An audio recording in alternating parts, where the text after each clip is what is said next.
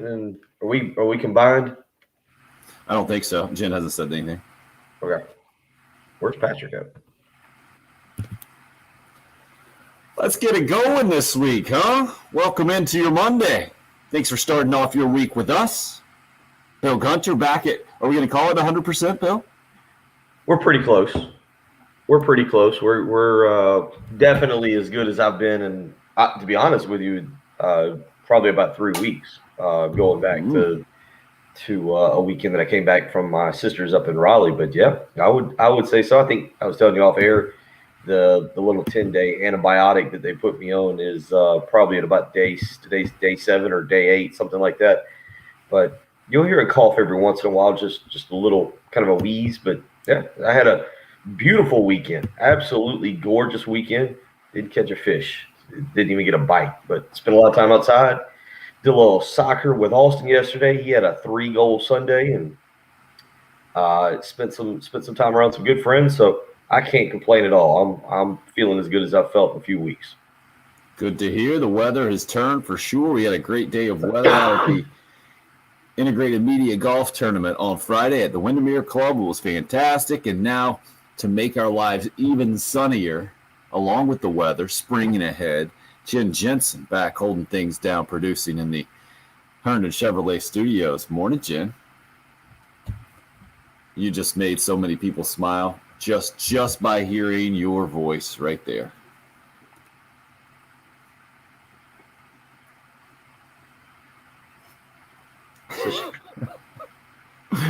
Probably very true. I know that feeling of being going out of the house on Friday and then coming back, and it's like I was coming back to a new spouse as well. Sometimes space is good. The old absence makes the heart grow fonder kind of thing, for sure. Some Gamecock fans not too pleased this morning, I would say. Most Gamecock fans not pleased this morning after a weekend trip to Texas results in a weekend sweep at Texas for Mark Kingston and company. The first losses on the season, the Gamecocks dropped to 11-3. It's a midweek game against Davidson, a team that just got swept at the Citadel over the weekend before starting SEC play this weekend at Vanderbilt. Bill, give you the first word on this thing. What do you make of the weekend sweep at Texas? Oh, we talked about something like this. When we talked about the next 9 big games, not some of the midweek games, but when you looked at Texas, Vanderbilt, and Florida over the next 3 weeks, and we said, shoot, 5-4 is got to be the goal. Well, now you're way behind the 8 ball on that. When you start out 0-3, and this team's going to have to read. Baseball is that funny sport with momentum, and when things snowball on you, you can go downhill quickly. Ask Clemson kind of what's going on right now after losing that series to South Carolina and struggling to pick up the pieces. This is going to be something for Mark Kingston and his team. There was a lot of confidence flying out to Texas, probably not a lot of confidence flying back from Texas. So how quickly can they pick up the pieces and get their momentum back going into 2 more series? I know it's take one at a time, but 2 more massive series that you, quite frankly, you can't lose all of them. You cannot lose all of them. They're going to have to win one of these 2, especially considering it's the start of conference play. Let's see the scores: 4-1 in the opener, 3-0 in game number 2. First time the Gamecocks have been shut out. Only gave up 4 runs in that game. Carolina did and out hit Texas 7-4, but still lost the Saturday game 3-0, and then 8-5 yesterday. The final score: Texas winning a little bit more of a slugfest. And Wes Clark got back in the groove yesterday with his 9th home run, still leading the country, leading the SEC. Braylon Wimmer with a perfect 4-for-4 day at the plate, getting his average up to 395, but not enough there. And the Gamecocks go down. To me, there is 2 different parts to this, right? And Bill, I feel like you touched on them both in a lot of ways. First of all, when you play good teams in baseball, sometimes you get beat, for sure. You go to another person's place, sometimes they use that home field advantage, pull out some close games. Carolina not embarrassed, not uncompetitive at all, nothing like that. So you say, hey, it's early on, it's March baseball, not a big deal, doesn't hurt you in the conference standings. On the other side of things, though, you're right. With the the way you ride momentum and the confidence you have to play with in baseball with the next two series looming, it almost cranks up the pressure maybe a little bit more from that standpoint. Quite the reality check. You lose one game or you lose the series, but you at least get a game. That's one thing, but getting swept is another one. And being unable to figure out how to win one game, I think pretty disappointing for Gamecock baseball after going to Austin undefeated for sure. Yeah.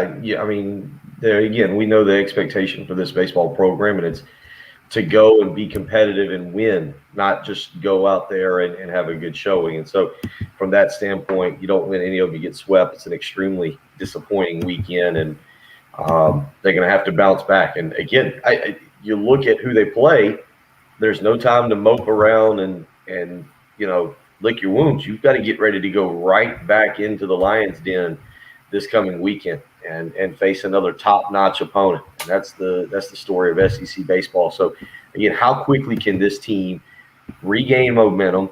Whatever little fixes need to be made, if they are little fixes, that's what it's going to be on Mark Kingston to figure out very quickly. Is it subtle changes? Is it a quick oil change over the week here?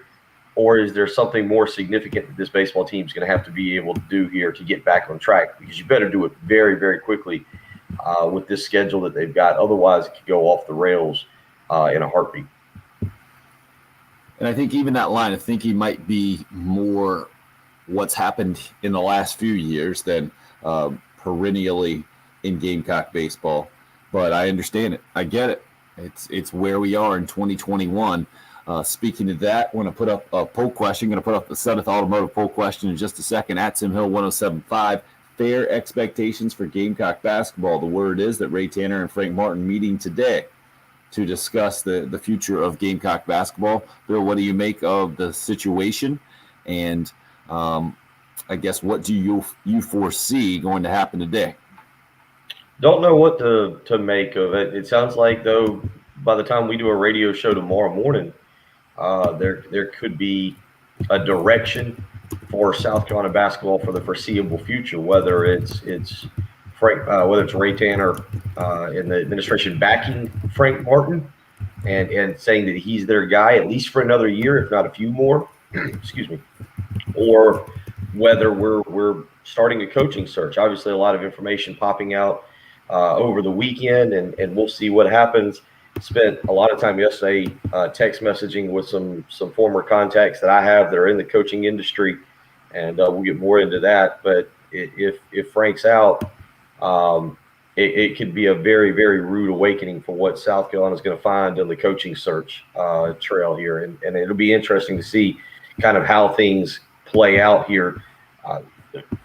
Kind of, Tim. I was going to say over the course of today, like you feel like we're going to have we're going to have a resolution here on this pretty quickly if everything that's been reported about the meeting and is going to happen here in the next few hours. For instance, Steve hit us up on the Cool Care Heating and Air text line last on Wednesday and said no reason to believe Frank Martin won't be back next year. He should be. Forget about this year. And then this morning, just a few minutes ago, says Gamecock baseball brought down to earth real hard, and it looks like Martin is going to be wrongfully judged by this year alone. Again, that from Steve. And I would tell anybody who just sees it that way, it's a 9-year tenure for Frank Martin. This year will not be certainly the end-all be-all, but it's part of it. And we saw with Will Muschamp, the COVID-adjusted year did not give him a pass. Like I think a lot of experts were telling us that that's how it was going to be for college football, and clearly it's not. I was thinking about this last night.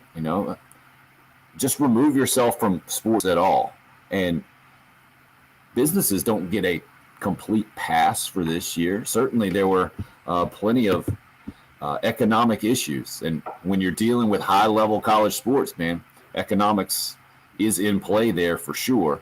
So I think it's only fair to take everything into account to understand exactly what this year was and the unique challenges. And certainly there were a ton of them for Gamecock basketball.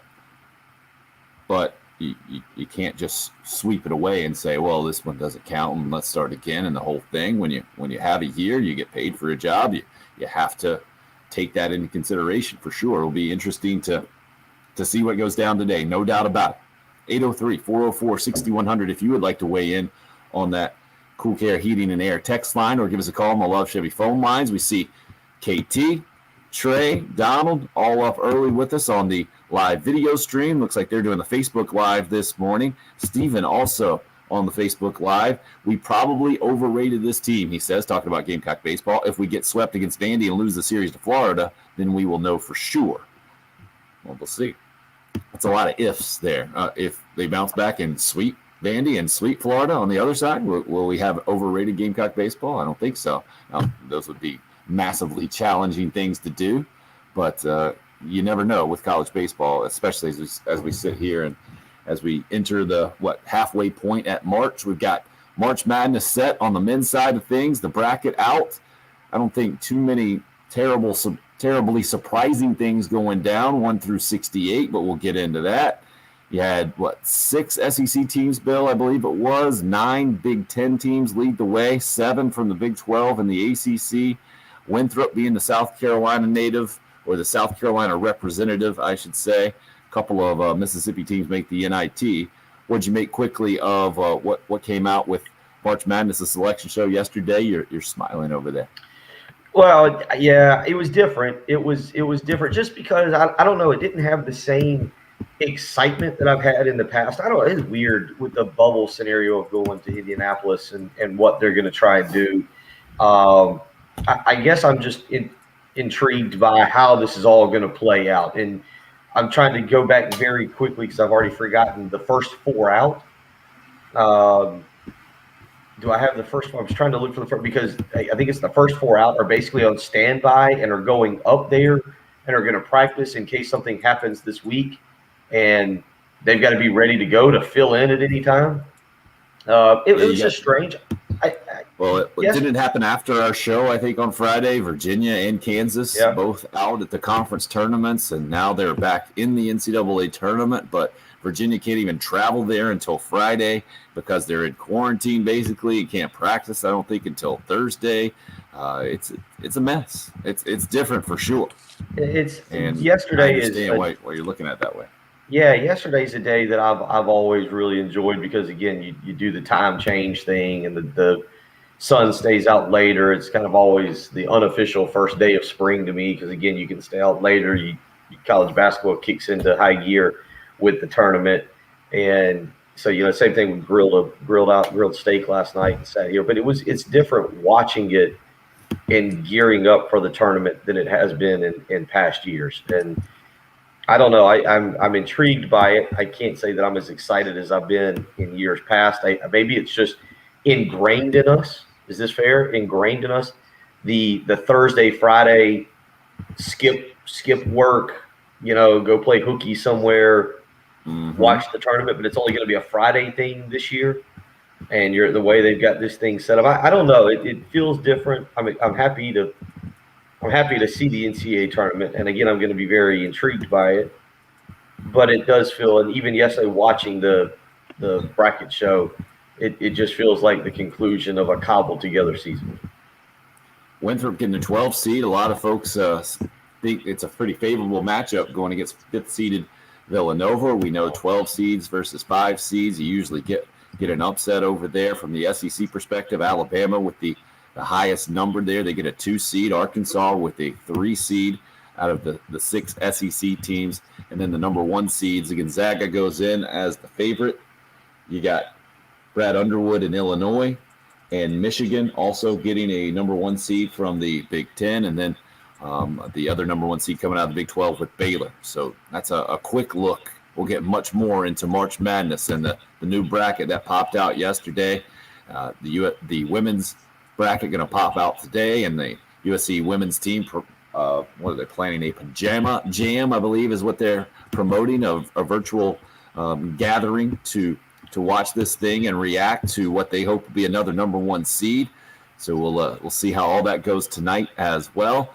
So we got plenty to discuss this morning on various fronts. We're glad you're a part of the program, whether you're listening on the traditional FM dial there at 107.5, you're streaming us online through the website or the app, you're checking us out on the live video stream sponsored by Buford Lending on Facebook Live, YouTube Live, maybe even on the Twitter page at 107.5 The Game. Again, that Sudeth Automotive poll question going to pop up at Tim Hill 107.5 about the basketball team and a fair expectation through the rest of this decade, through 2030. Jen Jensen is back, holding things down.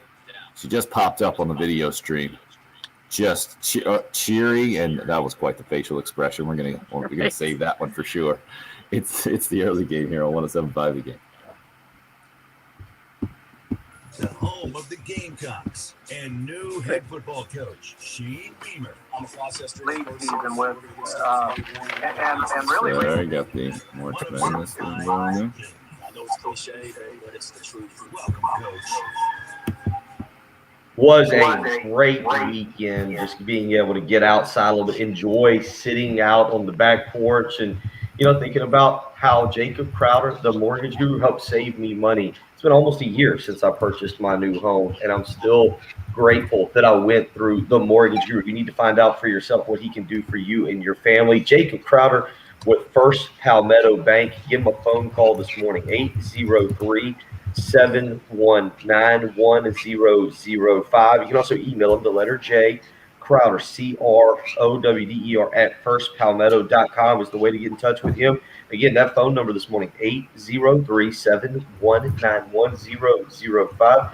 The interest rates, they're still low. It's still a golden opportunity, whether you're looking to refinance your existing mortgage or whether you're looking to buy a brand new home. Either one can work for you and it can save you money. Just get in touch with the mortgage guru and find out how. 803-719-1005. That's Jacob Crowder with First Palmetto Bank.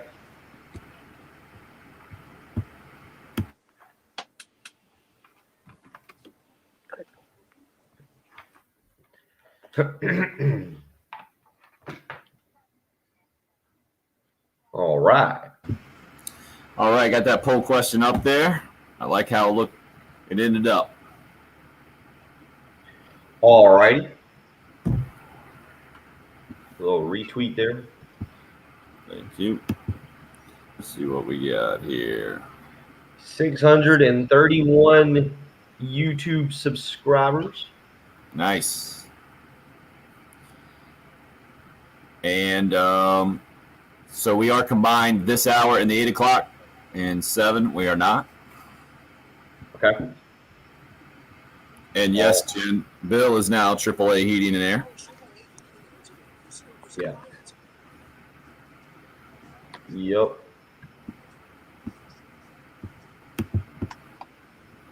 So then all your boys ended up skipping out on the golf tournament because you couldn't play, Bill? Is that what they did? I did not see Kovar. And where's Craig's in on the live stream already, right? Craig, you skipped out on us too? Once Bill was out, there's nothing you can do.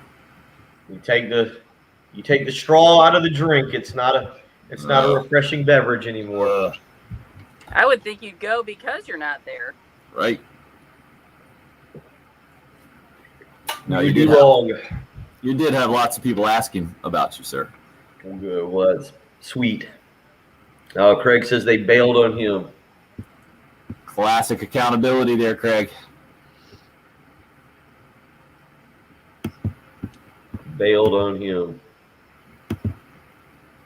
Once the captain went down with the ship, huh?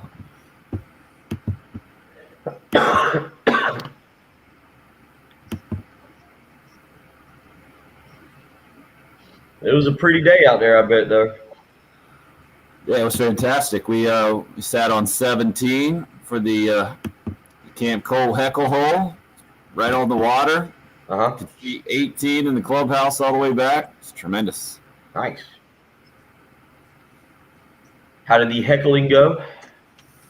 The heckling went okay. The raising money for Camp Cole went well. That's the main thing. Good. Craig, that's unacceptable, man. I played 3 days in a row, though. I mean, come on. That'd be nice.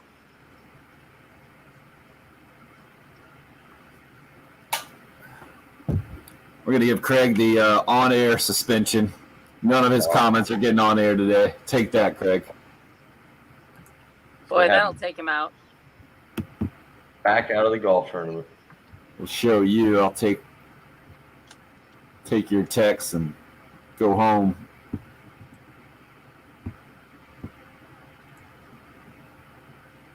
Chad, what do you think, Bill? I think that's fair for about everybody.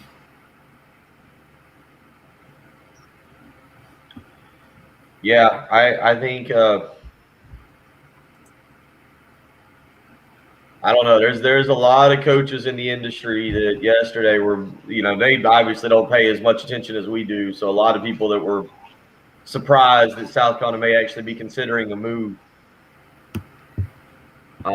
given what Frank's done here. The national perception amongst the coaching industry for what Frank's done versus I think the local one is entirely different. I got a bad feeling that people are not going to like how this is going to be a Tennessee football-esque job search. It's not going to be good. Not going to be good. At least based on just early text messages yesterday.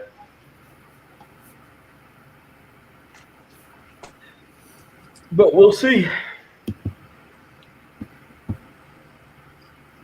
Maybe a coach will get in a fight with his athletic director again, and South Carolina can bounce in there and steal him. I think you should be up for the job, Bill. I don't want that job. Too busy winning NASCAR pick'ems. Don't have time for that. So nobody picked Truex, is that right? Nobody took him. Yeah, Truex. Like I was watching it. I actually was watching that pretty intently yesterday because Really? I was actually into it. Yeah. Okay, Morning from Branchville. Paulus, that a boy? KT, it would be a dumb move. Sorry, Jen, what were you saying? No, I was just saying it was a good race. Wasn't Yeah. it? Yeah.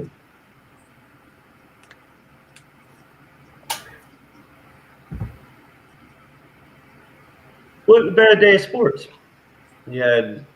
Austin had soccer at 3. So I was out there from 3 to 4.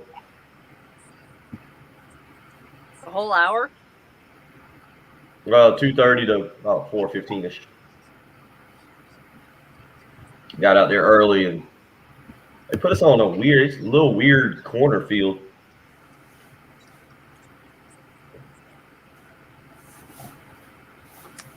It's windy out there this morning. It is. It definitely is. Yeah, Yeah, Justin you want Thomas to was see the fun players? yesterday. Good call, Craig, since we're still just on the video stream. Justin Thomas and Lee Westwood, good little battle. Yeah, All right, head back in. get some coffee after this segment.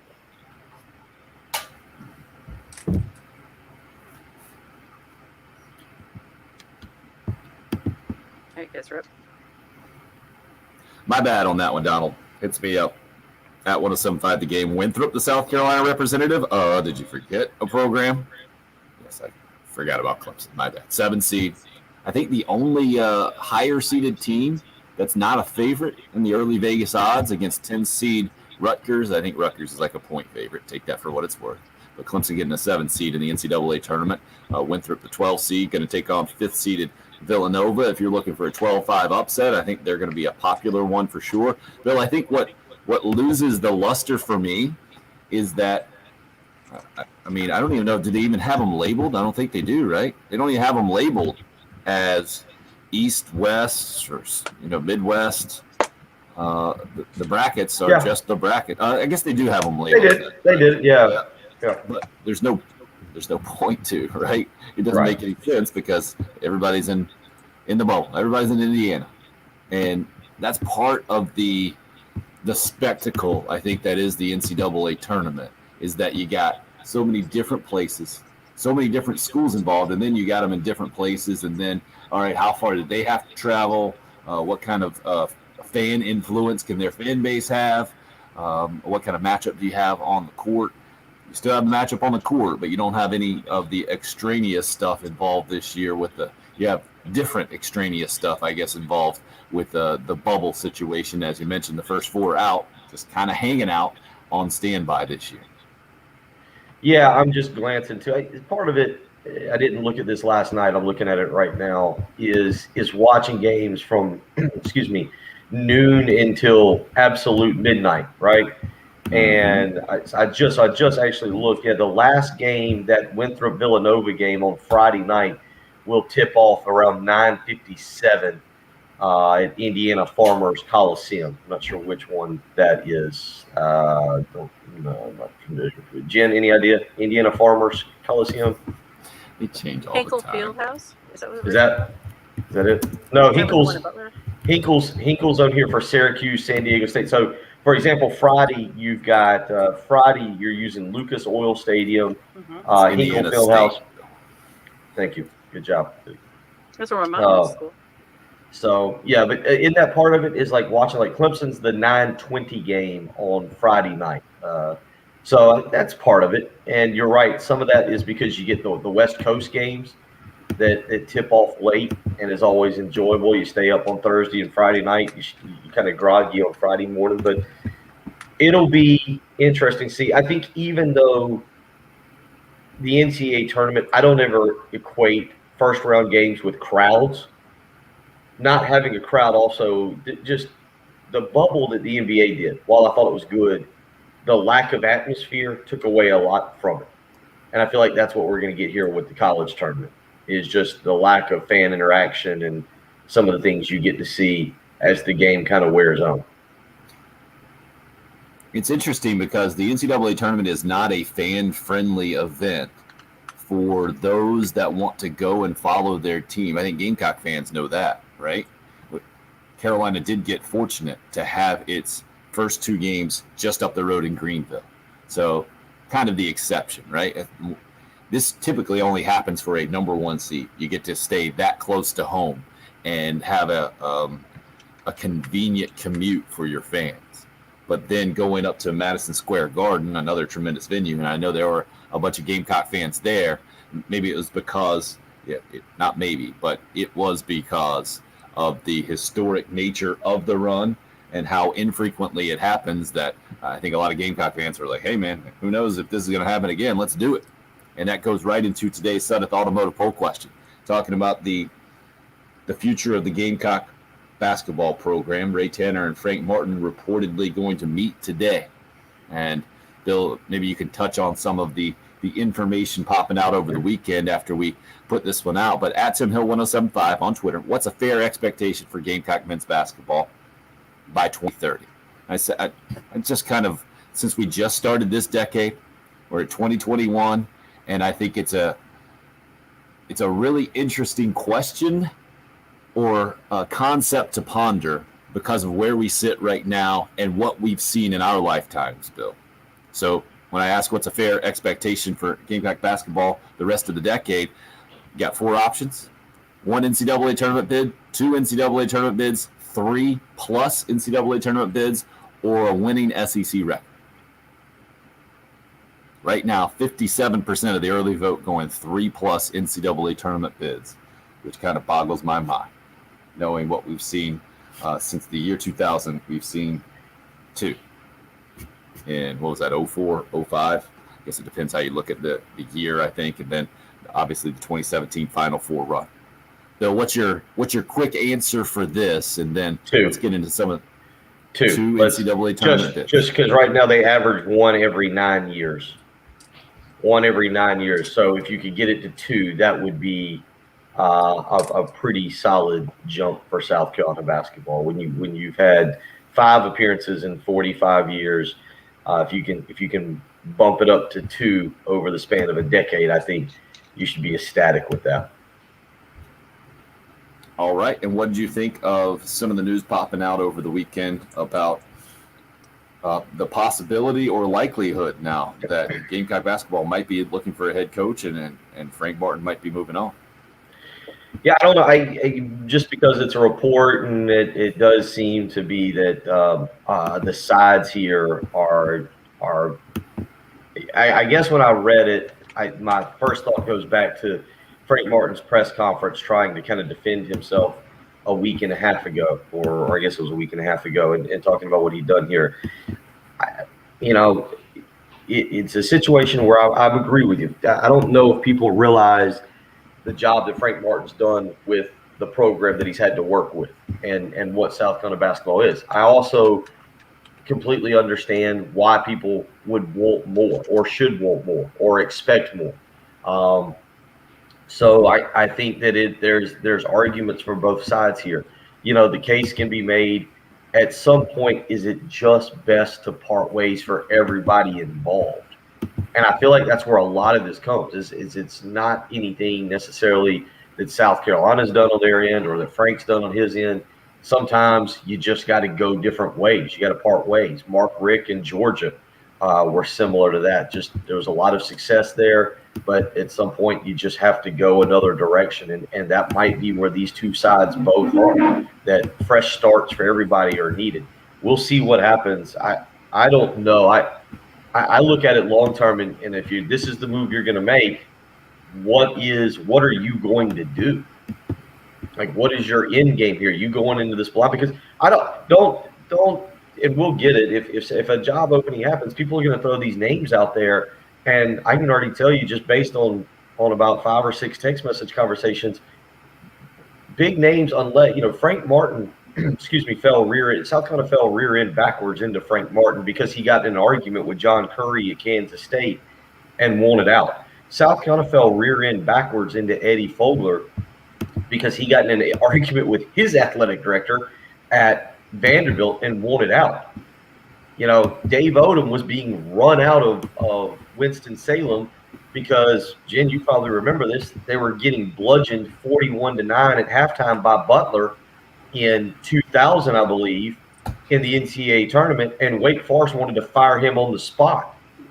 Wake Forest was ready to get rid of Dave Odom. Coaches haven't necessarily said, oh, that's a good job, let me go take that one. It's been a situation where they've been either at odds with their athletic director to the point that they were going to leave, or they were getting run out of their current job. So I don't know if you can expect another coach out there that's just sitting around going, pretty unhappy with my AD right now. Yeah, I'll take a lifeline that is University of South Carolina basketball. I think a lot of folks might be feeling the way that Chad is. Chad, on the YouTube live stream this morning, the basketball situation is interesting to me, Chad says, as I would like to see Frank stay, but also would not be disappointed if they move on. I don't think you can watch this past season specifically, but not just this season. And again, someone hit us up earlier on the Cool Care Heating and Air text line saying that Frank Martin would be unfairly judged for this year only. This is not a one-year sample size. The Gamecocks have been to one NCAA tournament in 9 years. I get it. They played well enough to get a bid 1 year. It didn't happen. Well, they thought they had it, and then the NCAA called back and said, no, that USC was actually Southern Cal. Our bad. Brutal, right? That was the one other year that Carolina did go to the postseason in the NIT in Frank's tenure. But to see some sustained SEC success, but not translate to perennial NCAA tournament bids, has, I think, a lot of Gamecock fans torn to some degree, knowing, Bill, what you pointed out, that, hey, it's a tough job. And outside of Frank McGuire 50 years ago, basically, it is fits and starts at the best, and then at the worst, the most difficult, or certainly one of the most difficult jobs in Power 5 basketball. But then to have seen this season and all the optimism on paper going in, the talent on paper of the roster going in, and to see some games it turned out well, right? You're beating Houston, you're beating LSU, who just played for the SEC championship. You took Alabama to the wire. You were beating LSU at LSU, 33 minutes of the game. You certainly had a chance to beat Alabama at home. So clearly the talent was there to compete, and then to what was the fine? Was it 9 out of the last 10 by an average of 17 points? Yeah. Something like that. Yeah. And to just to see kind of the conflict, the constant conflict, I feel like that was this year's team. It was difficult to watch. So I'm with Chad, I think. I think Gamecock basketball is better off if Frank Martin is the coach. But I totally understand at this juncture, both sides, if both sides just kind of do that, it almost reminds me of that Seinfeld episode, the world's first ever mutual breakup, where it was Janine Garofalo, I feel like, at the end of that thing, and you just go your separate ways. I feel like it might have come to that point. I think you're right. I think the big question is not just 2021, 2022, which would be next year. But the big question is the long-term future of South Carolina basketball. Whether it is Frank Martin's to try and mold and shape, or whether you're going to go in another direction with basically an unproven guy that is going to have to learn on the job. You mentioned it. You look at who you compete against recruiting-wise around here. Obviously, NC State, North Carolina, Duke, Wake Forest, just in the state above you for any prospects, is selling one of the best basketball conferences in the country in the ACC. They're selling tradition.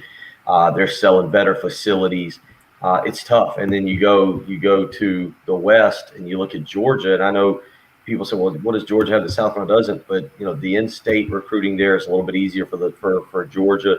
Facilities that University of Georgia has, Georgia Tech has, are on par with South Carolina, and maybe a little bit better.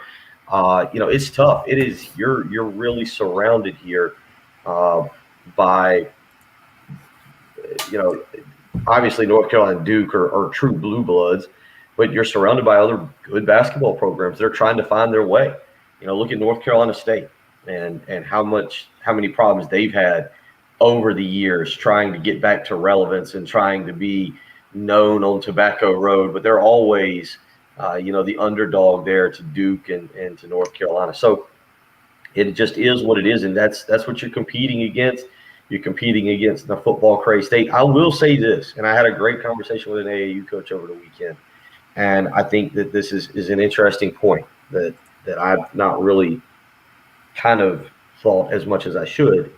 I think Frank Martin is one of the better recruiters South Carolina's had, but I also know that there are things Frank does on the recruiting trail that makes it difficult for him. South Carolina hasn't had a truly dynamic recruiting head coach in roughly 30 years since George Felton. I think you can make that case that since George Felton, Eddie Fogler was not a dynamic recruiter. Eddie Fogler was an X's and O's guy. Dave Odom was not a recruiter. Dave Odom was he was an older guy. He didn't want to chase and pursue kids. And while I think Frank is better than those two guys, there are still things that Frank does on the recruiting trail that makes it difficult for him, especially in state. I would be intrigued to see a guy that truly gets after it on the recruiting trail, that really is ultra aggressive. South Carolina hasn't had that since George Felton, and I think that's the one thing that does really intrigue me. If this is the path we end up going down here later today. I think we need to hear a little bit more on that as we roll on this morning. I want to get some details out of you on that, as far as maybe the approach or the practical aspects of that from a Gamecock basketball recruiting standpoint. You are the resident recruiting nerd, so we'll do that as we continue to roll on this morning. Love to hear from you as well. 803-404-6100 if you would like to call or text. Again, that set of automotive poll question up and rolling right now at Tim Hill 1075. Rick hits us up, or this was Matthew that hit us up in response to today's poll question. Says a winning SEC record, and I'd say maybe 20-12, win the non-conference slate. We'll lose some games we aren't supposed to. That's his answer to the question. What's a fair expectation for Gamecock basketball by 2030? 1 NCAA tournament bid, 2 NCAA tournament bids, 3 or more, or a winning SEC record. Right now, 3 or more continues to lead the way, but down to 45%. 2 NCAA tournament bids, like Bill mentioned, in second place with 32% of the vote, and that one NCAA tournament bid and winning SEC record battling it out right now for third place. Again, at Tim Hill 1075 on Twitter if you would like to go and vote. And while you're there, you might as well watch one of the most amazing things I've ever seen. Retweeted it last night from Major League Baseball. We'll discuss that more when we come back as well. It's the early game. It's 107.5 the game. This is Gamecock basketball head Clear. coach Frank Martin.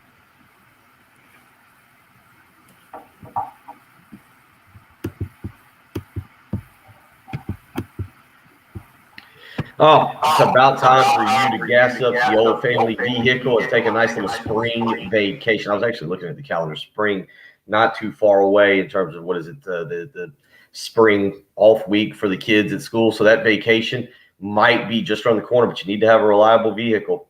At Love Chevrolet, you can get just that, whether it's a Tahoe, whether it's a Silverado, whatever you're looking for. The folks at Love Chevrolet have got you taken care of. Other dealerships right now might be looking or trying to add to their selection. That's not the case. Love Chevrolet has got you covered. You're going to find the car or truck you've been looking for. 14 acres of brand new Chevys to choose from. But how about this? They've recently moved over their pre-owned lot from Knox Abbott Drive in Casey. Love Automotive has moved their entire pre-owned lot over to Love Chevrolet. So now Love Chevrolet is truly your one-stop shop to go find that next vehicle, whether it's new or pre-owned. 14 acres of Chevys, the $1,000 low price guarantee, which still can't be beaten. You can go around, find other deals at other dealerships, take it back to the folks that Love Chevrolet, and they'll top it, or they'll write you a check for $1,000. That's a pretty good offer right there. Go find out for yourself. And, of course, the incredible sales staff that will make you comfortable with your purchase when you drive off of that lot. Go visit Love Chevrolet. You won't regret it. My great friends over there, I'm always proud to talk about them. Love Chevrolet in Irmo between Lowe's and Frankie's Fun Park on I-26. Get out to Love Chevrolet and find new roads.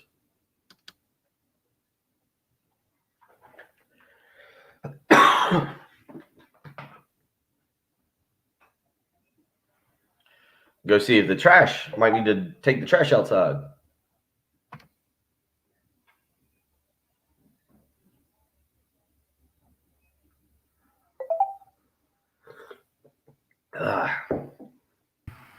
Good call. I got to take my trash out right now.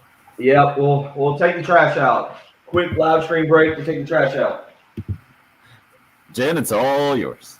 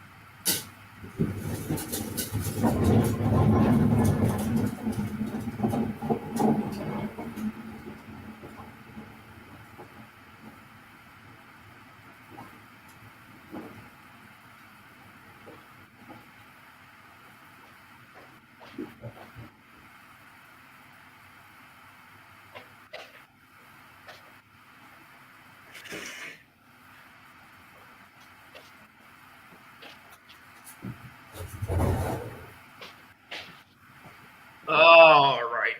There we go. Trash to the curb.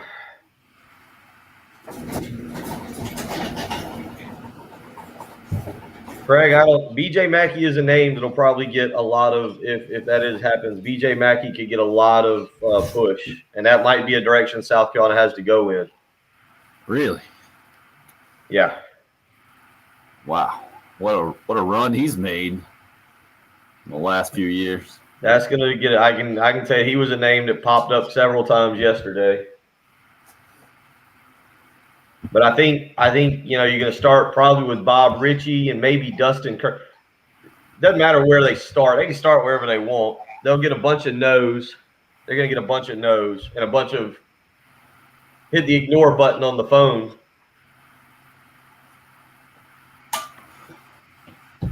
But I think Dustin Kern and Bob Ritchie are two good starting points. And then you can see BJ's name in there as well.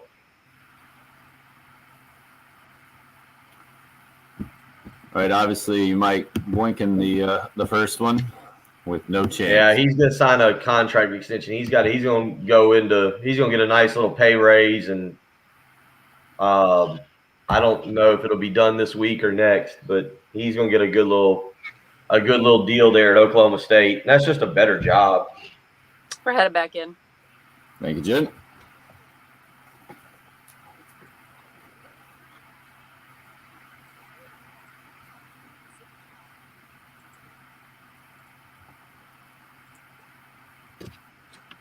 Hey, guys are up. Christy hits us up on Facebook Live, says, welcome back, Jen. Live video stream. Definitely good to have you back, Jen. And Patrick has been filling in for you. He's completely worn out. I think he now understands the rigors of every day producing. You should have. Maybe it's the combination, too, of him giving some stuff up for Lent that had him a little extra bitter. But the combo has left no patience for callers. I think he's just started answering the phones. What? Yeah, but I'm not positive on that. Somewhere in there. What do you want? But Nice. he has earned a much deserved morning off today after running things over the weekend and a busy weekend that saw a rough performance for Gamecock baseball, getting swept at Texas, and reports out there that Frank Martin and Ray Tanner are going to meet today to talk about the future of Gamecock basketball. And that's kind of more where the conversation has gone for us this morning. We've got the set of the automotive poll question up and rolling at Tim Hill 1075 about a fair expectation basically for the rest of this decade. Because we all understand today, or when Frank and Ray Tanner talk about the Gamecock basketball program, or maybe Frank Martin's contract specifically, this conversation is about pretty much the next decade. And Bill, you were going back through Gamecock basketball's former coaches. You didn't mention Darren Horn. And I remember the end of the Dave Odom era and how Gamecock fans were upset that you didn't get more NCAA tournament appearances and ready to move on. And I remember thinking at the time, okay, I get it. I get being upset, but who are you going to get to take the job? And it can be worse. And we saw that in a big way after the first year of Darren Horn, where the Gamecocks do make the NIT. After that, the program, I think in some ways, almost might still be recovering. I guess when you go to a Final Four, you are completely recovered in the whole deal. But and then we always talk about in-state recruiting, and you always accurately point out the guy who recruited the state the best was Darren Horn. And that didn't work out for the Gamecocks in multiple ways. Just something to keep in mind, I feel like, in this process. And this thing is all about expectations and then meeting reality, I think, in a lot of ways, Bill. And you were talking about a dynamic recruiter. What exactly did you mean by that, I guess, as compared to some of these former coaches that Carolina has had and Frank Martin's current recruiting style? Yeah, it's just a way you attack it. I mean, it's I think you've got to be, and I'm not trying to be funny, and when I say a dynamic route, I'm not trying to go down the Will Wade path here of strong bleeping offers as we've heard him say. What I am saying is that recruiting in college basketball is an awful thing. And I don't mean that in the bad way. It's just the time you've got to spend, the investment, the chasing, the stroking of egos of all the people involved. Man, I don't, salespeople, that's if you're in sales out there, you know what it's like to chase the big client. And college basketball is in my opinion, one of the worst sales jobs because of sometimes how you have to pursue your client, or in this particular situation, the recruit you want. And you have to go out of your way. College basketball is unlike anything from that standpoint to pursue a guy, to pursue the coach or the handler or whoever is involved. If there's a parent involved, I'm telling you, it's not for the faint of heart. It's not for someone who wants to have a family. It's not for somebody who who wants to go home feeling good about themselves all the time. It's just that's what it is. College basketball recruiting is different, and man, you have to absolutely live it 24 hours a day, 7 days a week, and kind of almost put yourself down to the level of going out of the way to land some of these upper echelon recruits. South Carolina is not going to be able to sell, hey, Final Fours or championships or incredible facilities. It's just not what they can sell. You're going to have to outwork everybody on the recruiting trail. Mentioned we got the Sutter Automotive poll question up and rolling at Tim Hill 1075 about the fair expectation for Gamecock basketball in the next decade. Also, if you go to my Twitter page there, you can see one of the most amazing things you'll ever see. And it's actually happened 3 years ago. And the only reason I know this because I retweeted another thing. This guy for the Mets, Luis Guillermo, with a 22-pitch at-bat, and that led to another replay of something that happened a few years ago where a bat goes flying in a dugout. He just snags it with one hand like he's in the Highland Games and chucks it back. Yeah. Impressive stuff. Hour 2 coming up here on the early game.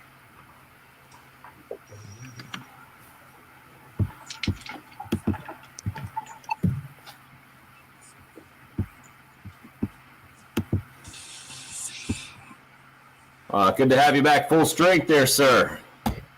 Yeah, we're right there at it. Matter of fact, I'll take about 8 o'clock. I'll take that antibiotic again. But yeah, that was a 3 week. I dated it back to the first time I felt really bad was February 23rd.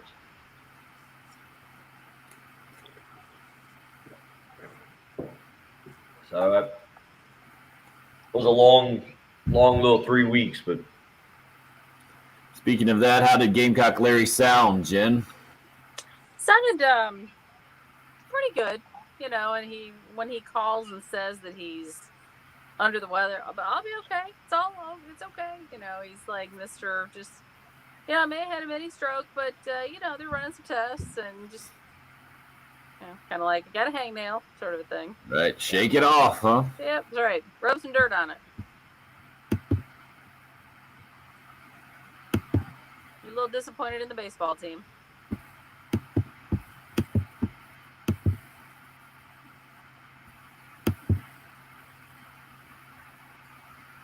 So it's good to talk to him.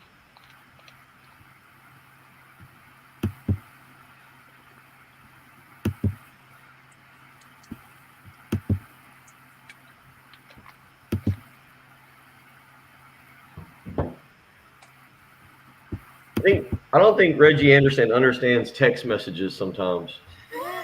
What did he hit you up with? He just said something about, like, he's trying to tell me something about something that popped up as the station ID, but his text message makes no sense. Like, he's trying to explain something to me, but he finishes it with who pops up. Oh wait, and then Jen, and then he said Jen is as cold as ice. Oh, I didn't listen to the station ID thing. I'm as cold as ice. I just don't think you're up to Reggie's level, it sounds like, this morning. Okay.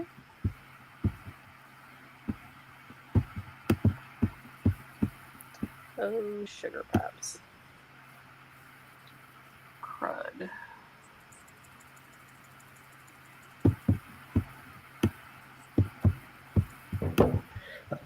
Oh, Reggie. I tell you what now, I'm slipping on the black coffee. I haven't drank creamer, but I can tell you the black coffee is not having the same. It doesn't have the same kick it had. It doesn't have the same allure that it had several weeks ago. Yeah. Interesting. So it must be your taste buds are back. Well, I never lost taste or smell. I never. As many times I got tested over the last 7 days. No, I just meant if with whatever illness you have, the fact that you were able to drink coffee and it tasted good means you must have taste bud issues. Yeah.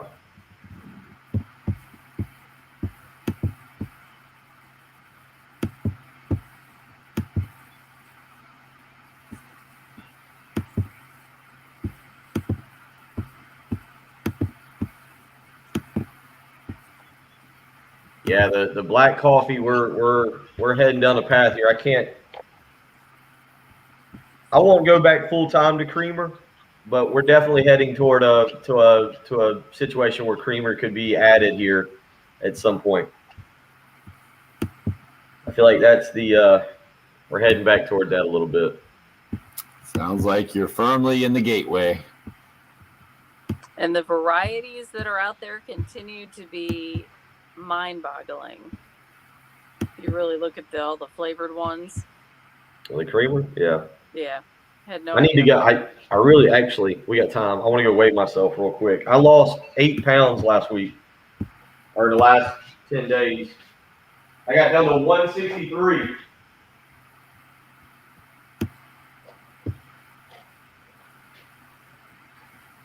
I think he's one that would probably go on and go ahead and film like a colonoscopy and share it with everybody. Just guessing.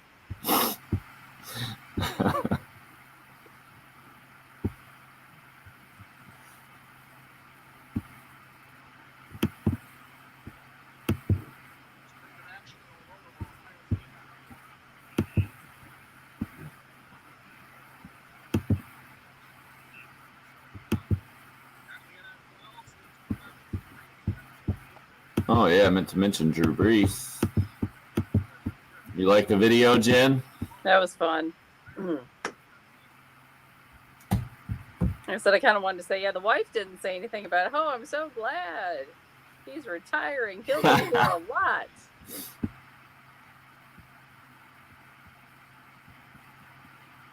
She's probably one holding the camera or holding the phone, you know. No. Morning, Carlton. Hey, TJ. Yes, they will. Gamecock will come back.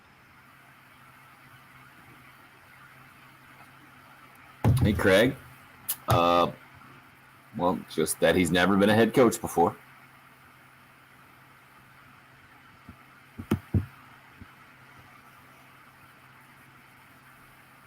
Carlton, yeah, SC State with the win for first time in a while. He's doing it, KT. Yeah, maybe. Maybe. You never know Jen's plans. That's right. You can usually bet they're diabolical. Hey, it could be sponsor money there. Love it. What do we got? Planning your colonoscopy live on the live stream. Why are we doing that? I'll walk away from for the camera. I'll walk away for 2 minutes and assistant at Wake Forest, Craig. Or it was assistant at Wake. Yeah, where is BJ now? He's not still at Wake, is he? Yeah, he's with Forbes. He's with Steve up there. So he's Brooks Savage. That's See, right. everybody said. I mean, Brooks Savage is from Irmo. Brooks is really good. Brooks is Steve's number one guy.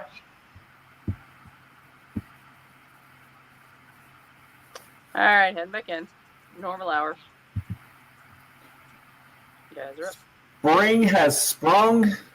March Madness is here.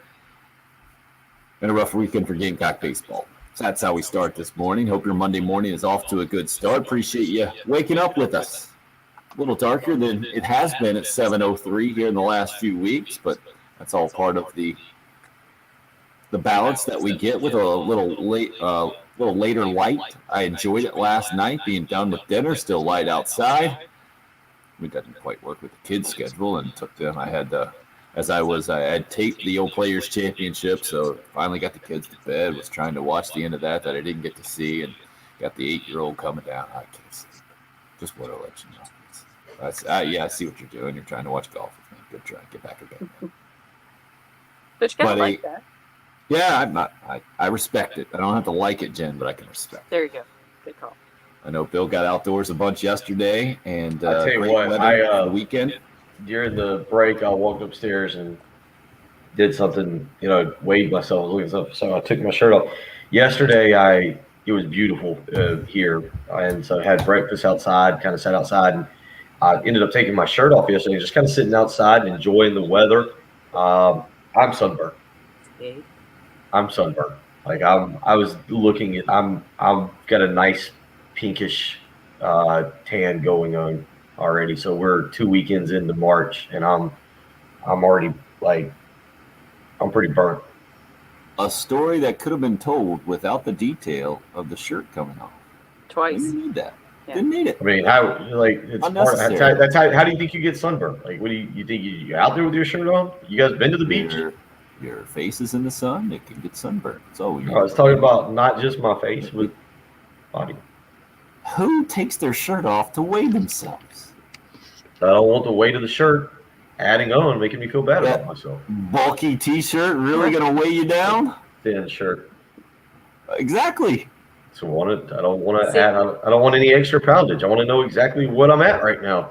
Unbelievable. With women, I get that. You know, it's like, okay, I cut my hair, I take my rings off, I take my, I take it off my.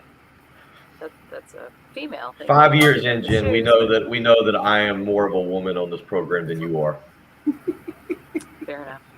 You said it. Not gonna argue. We know that if someone needs fashion advice or recipes, they come to me. If they need someone to hedge their lawn or like pull some, like do some mulch in the yard, they come to you. Like we have our defined roles here. Very true. Yeah. Can't argue with you on that one. I'm well aware.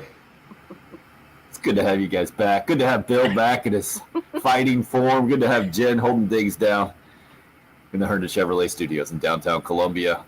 Giving Patrick the morning off after he has been just worn out filling in for Jen the last couple of weeks, working 7 days a week. So we give him a morning off. We'll have him right back to the grind tomorrow. But this is not his time to shine anyway. He's just bitter at anything that is not NFL Combine-esque discussion right now in the sports world. And with the bracket coming out yesterday, with Gamecock baseball going to Texas and getting swept over the weekend, and with Frank Martin reportedly set to meet with Ray Tanner today to talk about the future of Gamecock basketball program, that's where we are today with our conversation. And a bunch of you have weighed in this morning in a lot of different ways.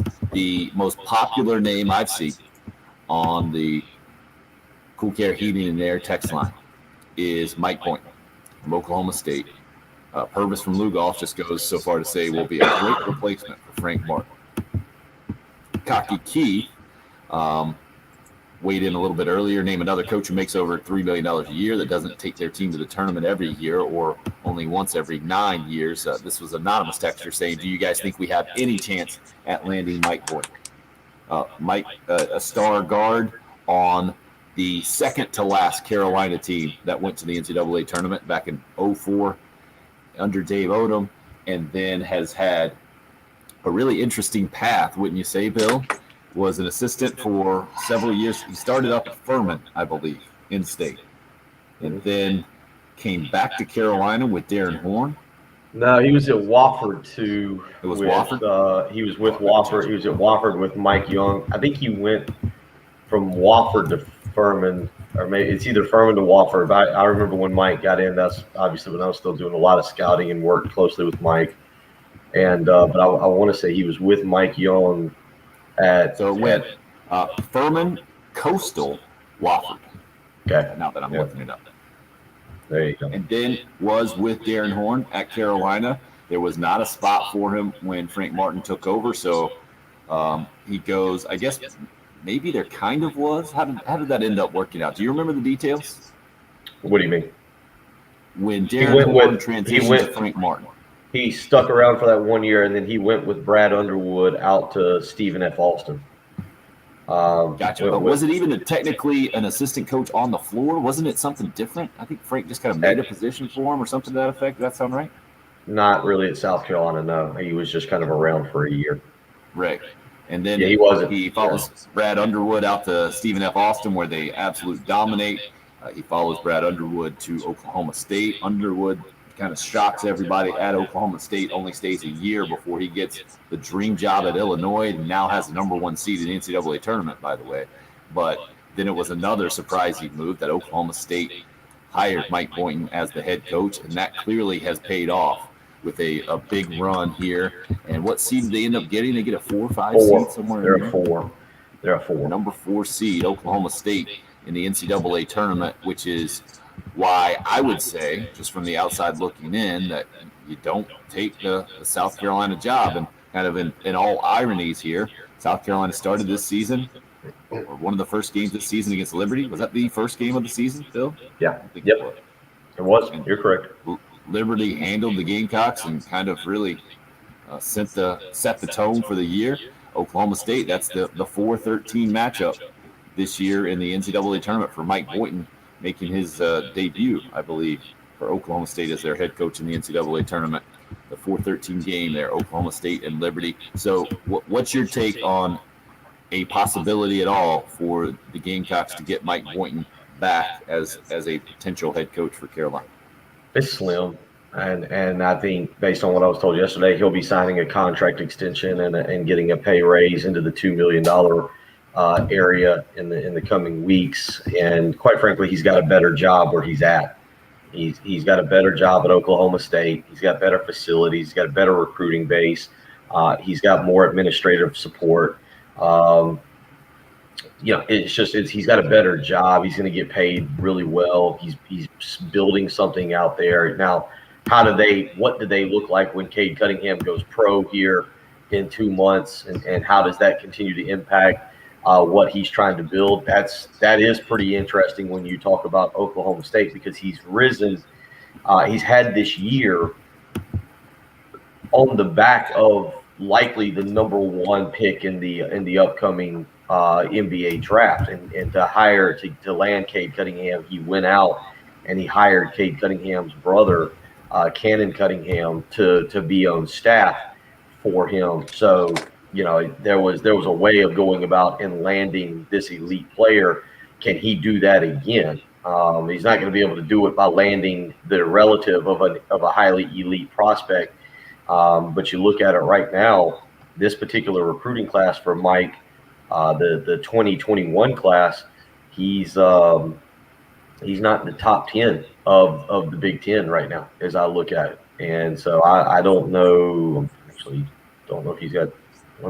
Christian's only got 9 teams, so I'm not sure what ranking I'm looking at here. But that's an issue, and it's something that he's going to have to kind of work with. But I don't think given the opportunity to take the job that he would take it, just based on some things that I've known from the past. I think Boynton is in a better position at Oklahoma State. So that's a name that, to be honest with you, if we have to start tracking names, I might ask about a time or two, but I don't think he's going to be a name that is very heavily involved in this search. Not from a lack of interest on the South Carolina side, just from a current job standpoint and where he is in the basketball spectrum is what I'm hearing. Bill, is that fair?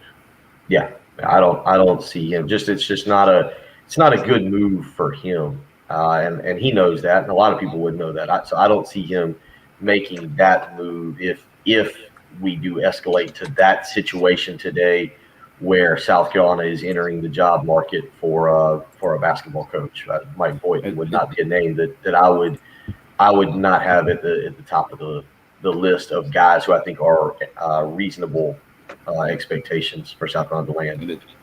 It's a big if, because the conversation is supposed to happen today between Ray Tanner and Frank Martin. That's where we are from a facts standpoint.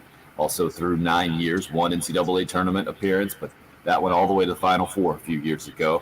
I think that maybe the most interesting note for this year's NCAA tournament, Rick Pitino is in, Mike Krzyzewski, John Calipari, Louisville as well, his former school, not in. Iona is who Rick Pitino has taken in. Rick Pitino, mentioned by Chaz on the Cool Care Heating and Air text line. South Carolina basketball, Chaz says, is a mid-major type program in the sense that that's the talent we're able to pull or have been able to pull. So I feel expecting an NCAA tournament bid once every 4 years is not out of the realm of possibility. Also, how would South Carolina fans feel about Rick Pitino giving him another opportunity at Power 5 conference and what he would bring? Bill, your thoughts? Well, Rick Pitino's got a $10 million buyout. So I think it's safe to say that's not going to be a number that South Carolina even gets close to matching. Is apparently Iona has figured out how to lock up Rick Pitino. Also, just Pitino's not going to take the South Carolina job. I mean, that guy's not going to take the South Carolina job. So again, he's. I was looking real quick. Is he? You know how old Patino is? I thought he was a little bit older than this. Can you ballpark it? I would guess. Well, since you said that, I would have guessed originally mid-60s, so I'm going to go low 60s. All right, 68. He's 68. He'll be 69 in September. So yeah, but You were yeah, guessing no. 70?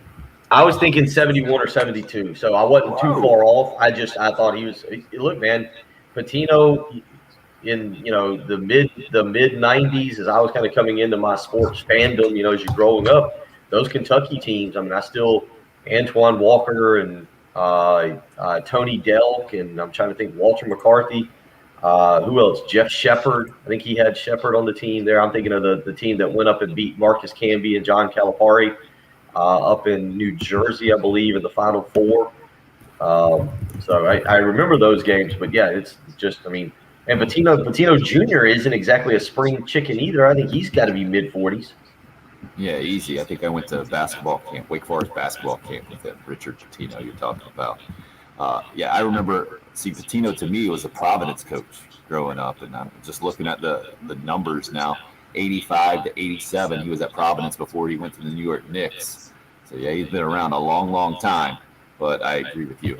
Not likely to be a South Carolina coach at all moving forward. It is an interesting question you asked, Chaz, and certainly an interesting note to this year's NCAA tournament. We'll talk much more about the new bracket that's been released, plenty more about Gamecock basketball. We got the poll question up and rolling at Tim Hill 1075 about a fair expectation for Gamecock basketball by 2030. 3+ NCAA tournament bids continues to lead the way. A strong second is 2 NCAA tournament bids. In third place right now, a winning SEC record, just edging out 1 NCAA tournament bid. Again, at Tim Hill 1075 on Twitter, where you can go and vote. 803-404-6100. If you would like to join the show, you can call or text. We're up and rolling on the live video stream as well, sponsored by Buford Lending, YouTube Live, Facebook Live, on Twitter, as well. The station handle is at 1075 The Game. It's the early game here on 1075 The Game.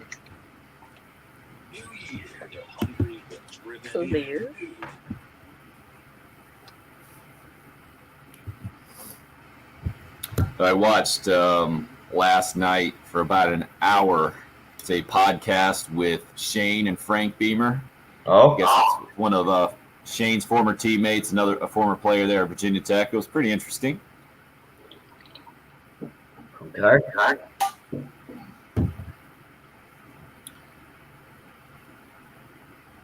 Anything relevant in there? Sure, stuff will pop up. Yeah, one thing that Frank Beamer said that stuck with me that we certainly never heard in the Muschamp era, or the Steve Spurrier era, for that matter. The former player was talking about in 1995. I guess this was a significant season for Virginia Tech. They lost their first 2 games and then went on to win their next 10, including the Sugar Bowl. But in the middle of that season, I guess it fell on a bye week, was the Million Man March. And some of the players went to Frank Beamer's office and basically said that they wanted to participate and were kind of asking permission, I think. And he used the line that there are things more important than winning football games. And if it's important to you, then it's important to me. And it just struck me as something that I think very few football coaches would say today, especially during the season like that. And it kind of sums up to me kind of the Beamer outlook and how it's a little different than the Saban model, for instance. Yeah.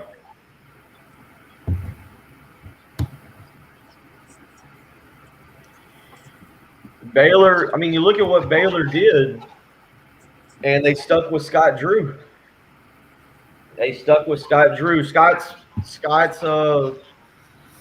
Scott's tenure at Baylor is similar to what Martin's has been when you look at the first 8 years, up and down a little bit.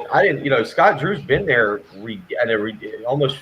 Scott Drew's been there almost 16 or 17 years now. And I agree with you. Baylor is a good example, but I think that's where you have to say, hey, maybe we just ride it out with Frank and you continue to allow him to do it because, Scott Drew didn't turn him around overnight.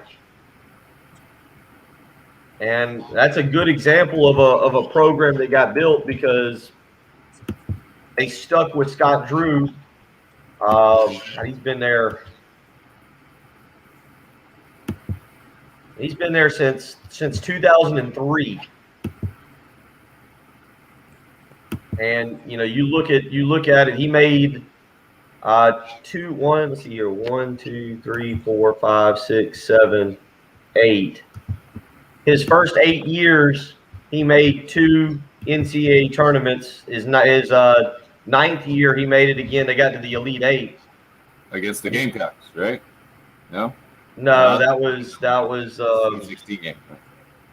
yeah. I mean, that was later, but now he's turned them into they go on runs. I mean, they've been really good since then.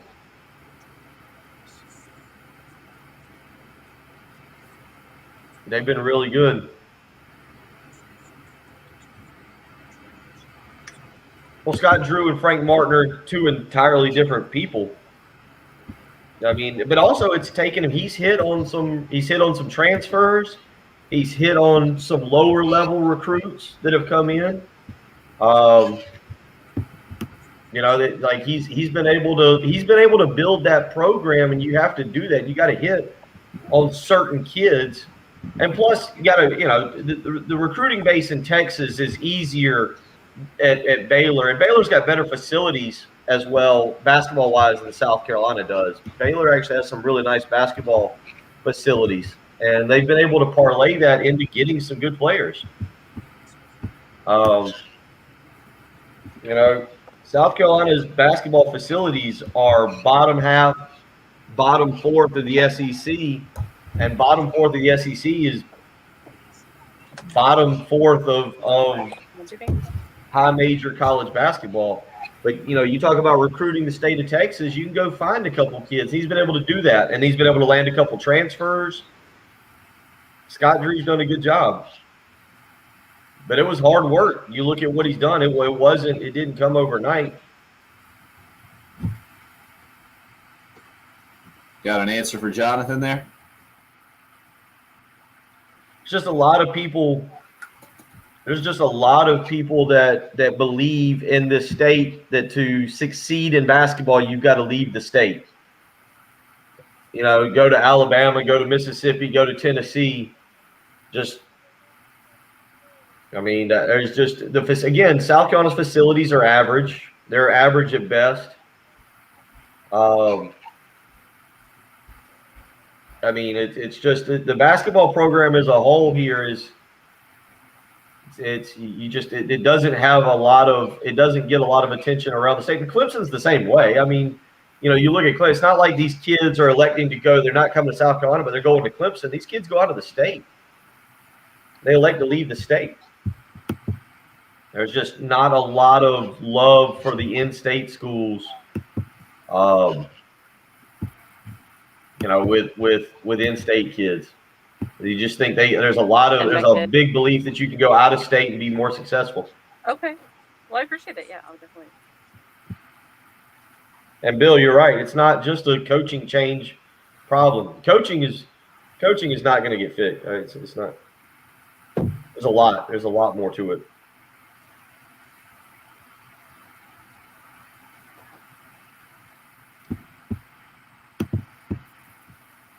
Well, some by the game, Twin Peaks, giving you a chance to speak your mind whenever you feel like it. The Hot Take Hotline, there for you 24/7, 803-978-6654. If you ever need to vent, that Hot Take Hotline sponsored by Twin Peaks for the men who never settle. Go see them down in the Vista at 600 Gervais Street. March Madness is here. The selection show out yesterday.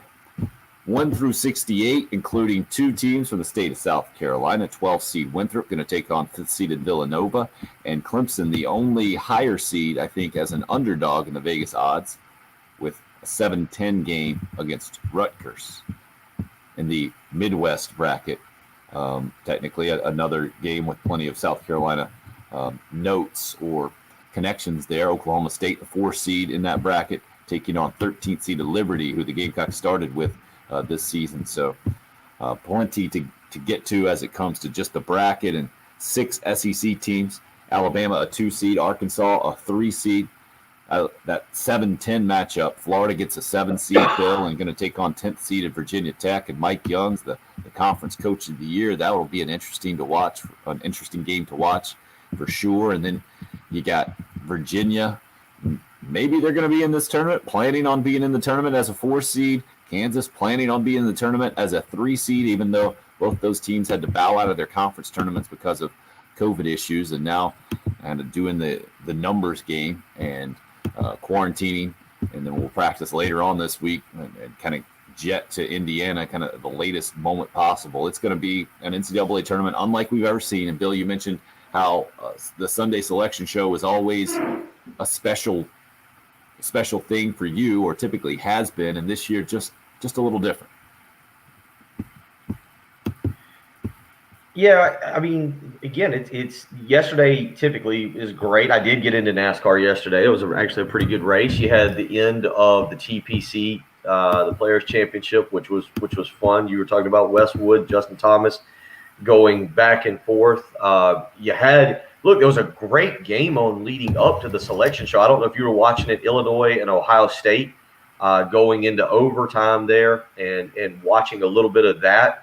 So it's always neat. And then, of course, great weather and grilling out last night. But, yeah, it's hard. It's harder than normal for me to get as invested in the NCAA tournament. You know, we cut up with Trey Dyson about this, a year or two ago. And Dyson's like, I just can't ever get into the NCAA tournament. You know, if South Carolina's not in it, I can't get into it.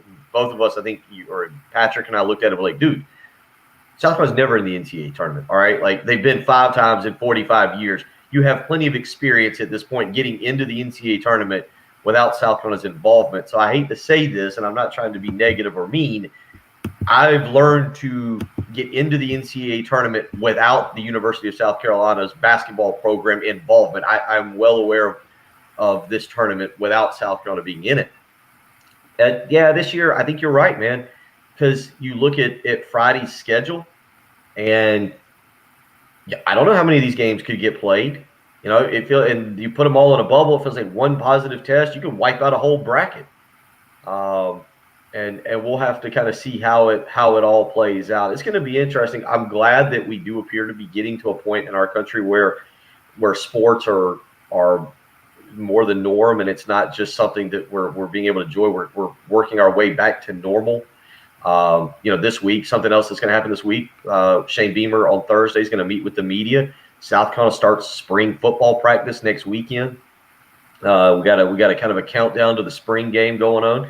So there are things happening here, but watching this NCAA basketball tournament, which is usually, the highlight of March. Tim, you and I, do you have memories of skipping school on Thursday or Friday? Of course, you were probably playing baseball and maybe couldn't skip, but I mean, I remember skipping class on Thursday or Friday and going somewhere to hang out at a buddy's house and watch the early games and order pizza. And, you'd watch from noon until midnight. And then that was your weekend, opening weekend of college basketball. I think at one time it was considered the best weekend to be out in Vegas because of all the fun you could have. I don't know if that's still true or not. So it is something that's a fabric of sports culture in our country, but this year it's just a little different, and we're gonna have to adjust to it a tad. Yesterday was a little different, and in that how I watched the selection show. Yeah, and the schedule different this year. It's going to be Friday, Saturday, the first 2 rounds instead of Thursday, Friday. But that means we're going to get, instead of Thursday, Friday, where we would typically not have afternoon shows here on 107.5 The Game, this time it's going to be Friday, Monday. No afternoon shows, and all NCAA basketball tournament coverage brought to you by Westwood One here on 107.5 The Game. So it's an adjustment just like everything else has been really for the last year. I was really encouraged. That Players Championship we kind of touched on. It was a good crowd. It was the most people I've seen at a golf tournament for sure. And Justin Thomas even mentioned it in his post-round comments after pulling out the win over Lee Westwood by a stroke, how it was more difficult with the crowd there than it had been previously when there were no people around and you could just focus on the golf. You had the reactions and the roars, and especially with the island hole there at 17 and those final 3 holes being what they were, it added another element for sure. And it's a bummer that you don't have that in college basketball this year, but at least we we do have a tournament. I'll stick with that approach going into this thing. Wanted to get out to the Love Chevy phone lines right now at 803-404-6100. Frank Martin reportedly meeting with Ray Tanner today to talk about the future of Gamecock basketball program and his future specifically. Will would like to weigh in on that on the Love Chevy phone lines. Hey, Will. Morning.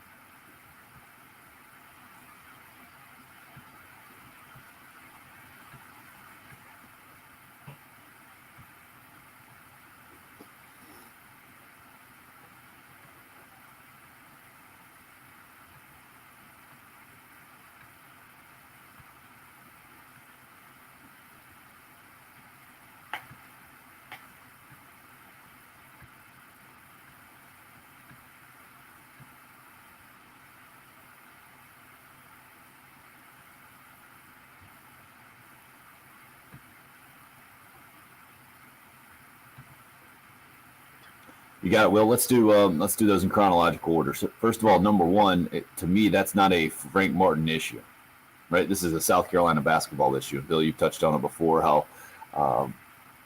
the power brokers, if you will, of college basketball prospects in the state of South Carolina don't seem to have too high of opinion of either the Gamecocks or the Clemson program. And a lot of times the big-time prospects are encouraged to go out of state, to go to a different program.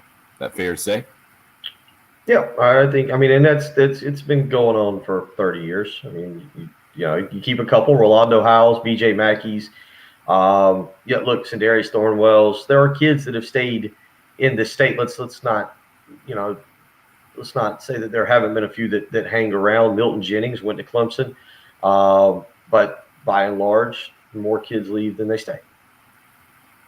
So whether Frank Martin stays or not, that's still going to be an issue. If Frank Martin stays, it's not going to be fixed automatically. If he leaves, then the next guy who inherits the job is not going to fix that thing automatically. And that's kind of a point that Bill just made, I think, on the live stream. Just like football, I don't think this is strictly a coaching change problem. This is a study on what is wrong and correcting those things. The administration needs to stop ignoring this. I don't think anybody's ignoring it. I just don't think there's an easy solution. And that leads us to number two, Bill. If you're talking about making a change, some of the names that would pop up, Mike Boynton, I feel like is number one on the list over at Oklahoma State, the former Gamecock player, but Oklahoma State is just a better basketball job than South Carolina. That's why you think that wouldn't happen. Another South Carolina heavy name is assistant coach at Wake Forest, B.J. Mackey, but as you pointed out, he's not even the top assistant there. So I think that would be a bit of a stretch for the South Carolina job, don't you? Somewhat, but that's probably the path that they're going to have to go down. And you bring Mackey home. Why do you say that? With the money involved in the hire is why I disagree. Money in college basketball is not the end all be all. I mean, it's just not. It's not. College basketball coaches are funny that way. That money is not as attractive as it is in certain positions. And the job at South Carolina, the difficulty of the job, a lot of coaches are not going to risk job security for $1.5 million or $2 million. We're not talking. It's just not. It's just the way that it works in college basketball, where money is not always the end all be all. The concept of, well, just throw money at the guy and they can land him. Well, does that work for Rutgers in football or Kansas in football? Like, it just doesn't work that way when you talk about those kind of programs in their respective sports. South Carolina's not just going to be able to throw money at this and attract a top quality candidate, because people know what the job entails and how difficult it is. And whether people like it or not, there's going to be a lot of coaches in the profession that say, man, Frank Martin did just about all you can do at South Carolina. And here's where the end result is after 9 years. There's going to be a lot of people who look at it and see the wins in the SEC and how competitive he made them, and look at the Final Four run and go, this is how it's ending there.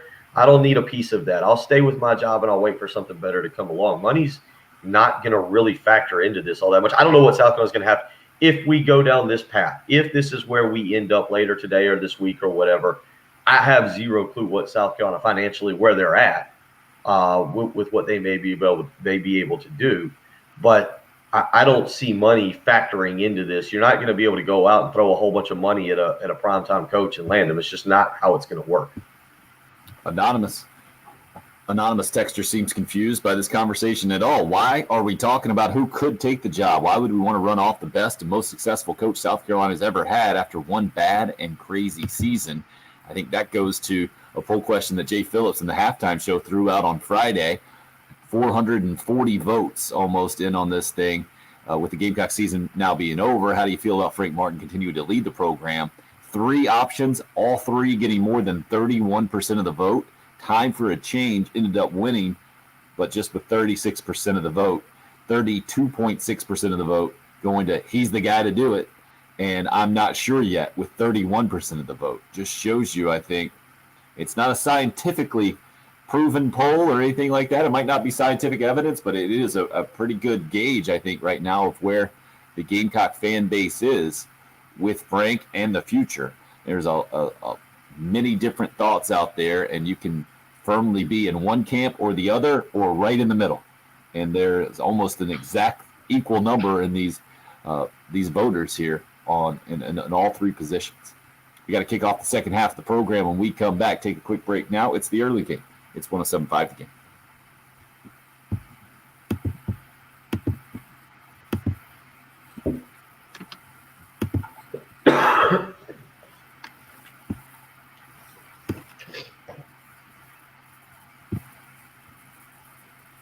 This time of year has got me thinking about time a little bit more when we've sprung ahead now. I was thinking yesterday, chasing around the almost 1-year-old.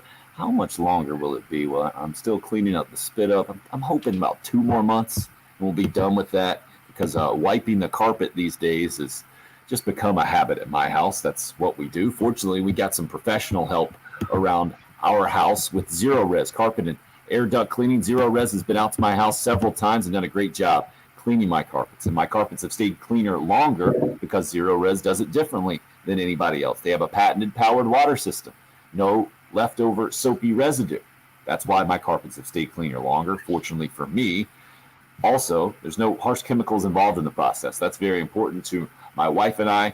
The youngest there, not quite 1, but we also have the 6 and 8-year-old, so nothing for us to worry about when it comes to harsh chemicals involved in the process because of Zero Res's patented cleaning process. Also, their commercial cleaning division, working day and night. If you have a business you're in charge of out there, you can get Zero Res to take care of it. They're going to follow all the CDC guidelines in the process, making sure that everything is safe and as clean as possible. And right now, they've got a great deal for you. 3 rooms of carpet cleaned, only $119, plus a free hallway when you mention me, Tim Hill. Schedule that Zero Res cleaning today. Give them a call at 803-262-4020. Book online, ZeroResColumbia.com. It's Zero Res. Spell it backwards or forwards. It's the right way to clean.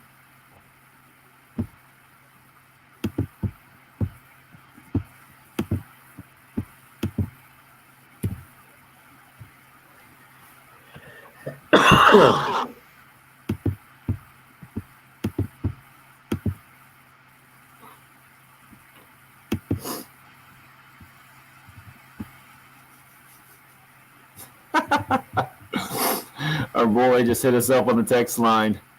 It like football, comma. No one wants to come to South Carolina. They will never amount to anything in either sport? Question mark. Yeah, his texting skills are poor. Hilarious. This poor dude I just can't imagine what my man actually looks like. Craig, come on, man.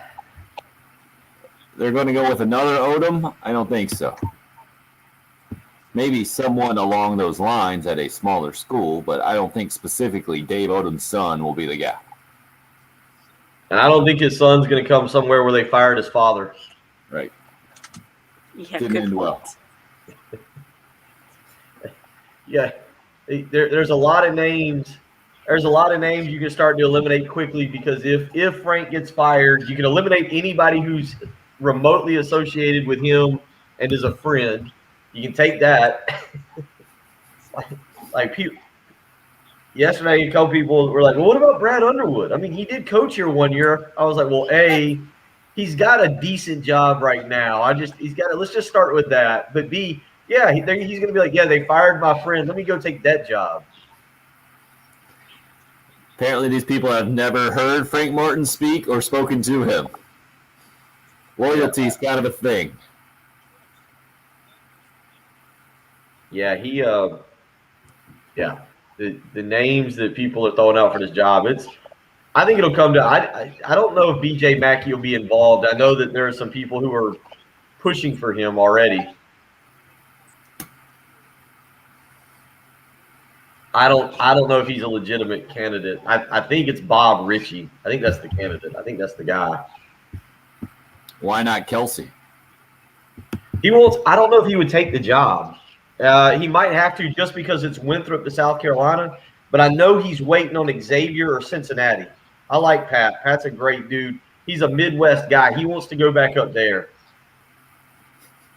And I think there's some rumors that Cincinnati could be on the verge. At least this is what I was told yesterday. Of potentially opening up. Not this year, but in the next year or two.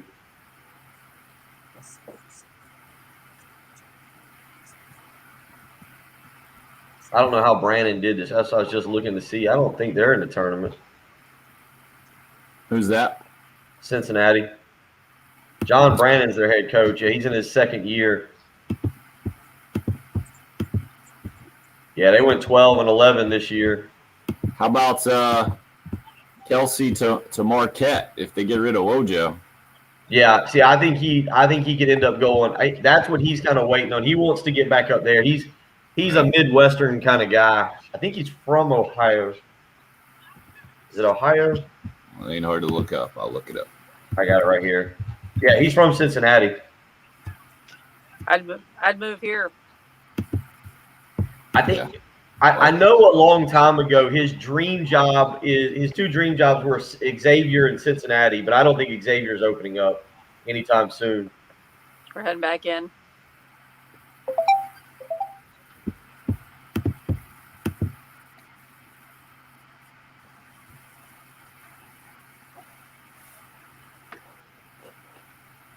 All right, guys, we're up.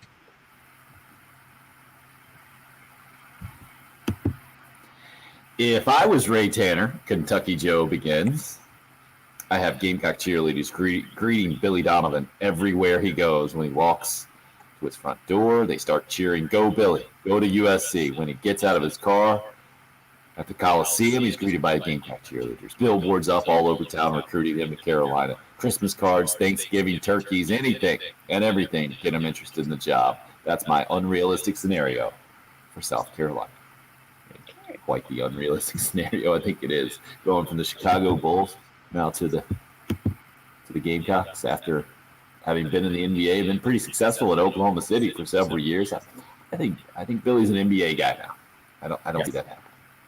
It's quite the creativity, though. Well done, Kentucky Joe, on the Cool Care Heating and Air text line, 803-404-6100. You can call or text that same number. Good point on the live stream here. And this was coming from Steven.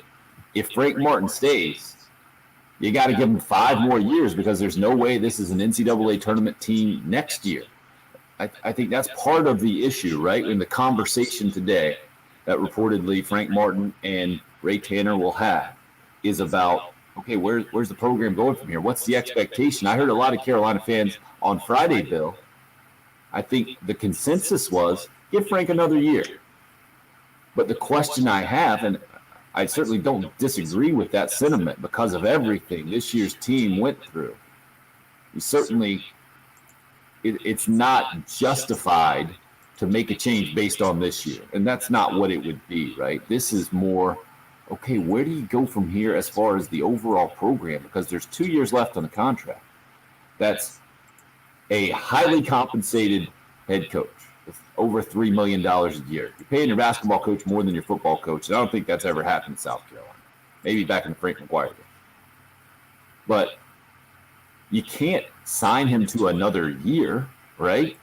You have to extend that thing out. I guess maybe the only way in reality that this thing could basically be another year and see where the program is after Frank's been healthy and you haven't had the COVID concerns is to somehow draw up a contract that doesn't have a large buyout attached to it if the two parties were to split again this time next year.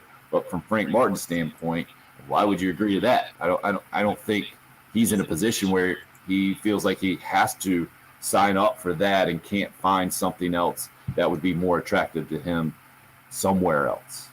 Does that seem about right to you, or how you see in the situation today, the conversation specifically with Frank and Ray Tanner? Yeah, I don't know, because the way I view this program right now is it's not a one-year fix. I think there's going to be a lot of attrition, whether Frank's here or not. I think you're going to see a lot of attrition from this basketball program. I don't know if the prospects, the guys coming in, I do like Taquan Woodley and I do like Jacoby Wright, as far as guys who can come in and make an impact early on. But I don't know how this program shapes up next year. And you know what? I'm understanding of people who say, look, in year 10, you shouldn't be in this situation. And so you're right. The conversation that's had today, I don't feel like it's about next year.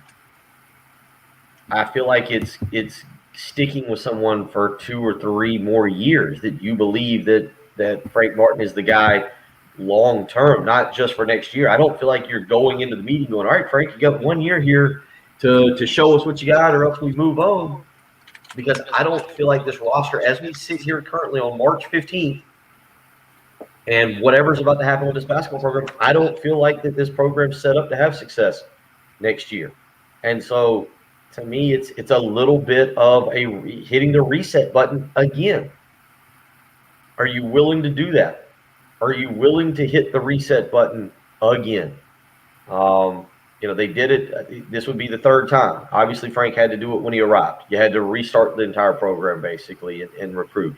It culminated in an incredible run with the Final Four. As Frank said, then they hit the reset button and they went young. Well, now we've seen 4 years of what hitting the reset button has done. But now we sit here today on March 15th, 2021, and I feel like whoever's in charge of South Carolina basketball, whether it's Frank Martin or another guy, what you're going to get is hitting the reset button again on this program and moving forward. So whatever decision comes down today, to me, it's not about next year. It's about the next 3 or 4 years and where this program's going. I need to hear your explanation for that, because on the roster I look down and it's not like it's a tremendously senior-laden team. I think there's going to be a lot of attrition. It's just a lot. I don't expect there. I expect there to be some significant roster turnover. I hear what you're saying. I just need to hear a little bit more of the why when we come back. We'll do that next here. You're listening to The Early Game on 107.5 The Game.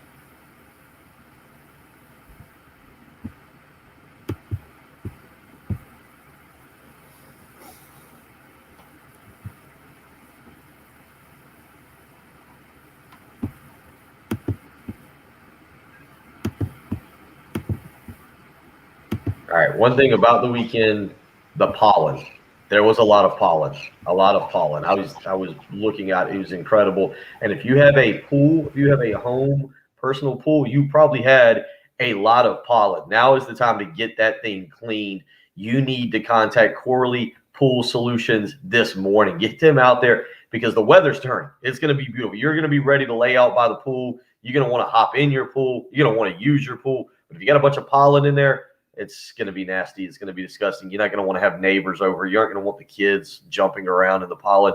Have the professional take care of your pool. They can actually do it for cheaper than it costs you to go to the store, to buy the chemicals, to figure it out, to know what you're doing. Corley Pool Solutions is who you need to use. 803-445-8109. Again, 803-445-8109. 2 key parts here again.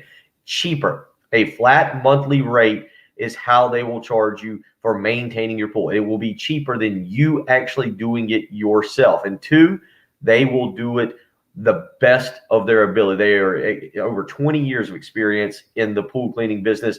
Tracy and his team know exactly what they're doing. So when you're ready to use your pool, it's available to you and your family, whether it's testing of chemicals, vacuum and netting, whether it's brushing, skimmer cleaning. Tracy Corley and Corley Pool Solutions are there to make sure your pool is ready to use at the moment's notice that you're ready to use it. Give them a phone call today and start the process. 803-445-8109. That's 803-445-8109. That's Corley Pool Solutions.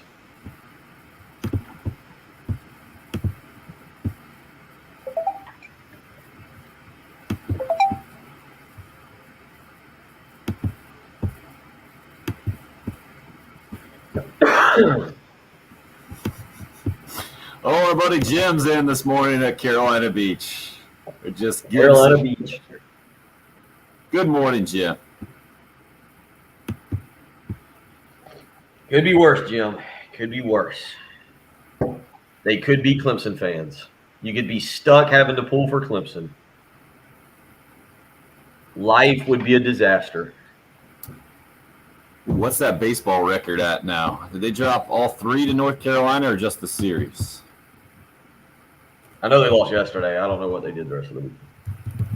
I know they lost the series. I just don't have all the details. Let's check it out here.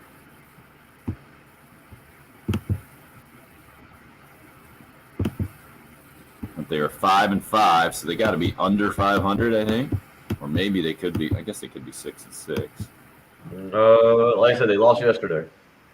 Swept. Oh, yeah, they fall apart.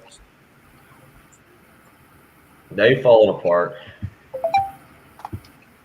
Just 5-8, 1-5. Oof.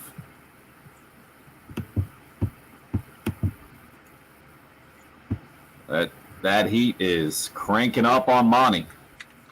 yeah, they're not happy. Frank W. on the text line. I saw something in the Players' Championship I'll bet nobody saw in y'all's tournament. A player kissed his caddy on the lips. Lee Westwood did kiss his wife. No, it's his girlfriend. Whatever.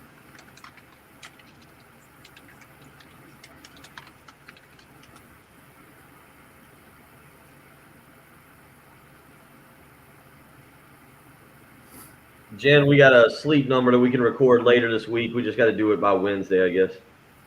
Okay.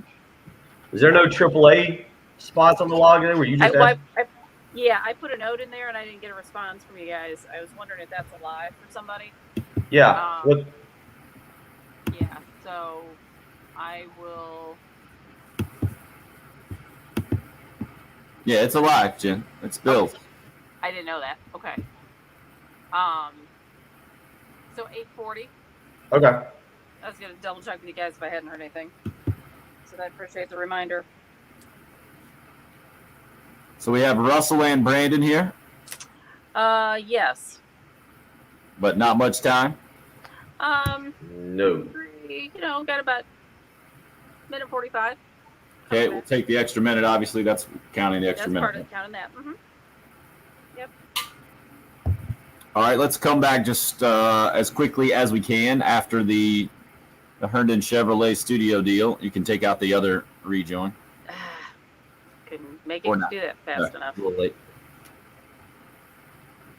We'll do these calls quick. Quick. All right, guys, we're up. Right out to the Love Chevy phone line. Russell wants to weigh in on Gamecock basketball. Has been waiting patiently to do so. Hey, Russell. Good morning, guys. Enjoy your show. Thanks, Russell. I have a question that hasn't been addressed. The question I have is how could Don State, their player basically Frank could not, basically on same campus and perform the same gym? It's just a question that I haven't heard anybody address. I think Didn't there's no answer. Yeah. Didn't Dawn's team, though, have a pause?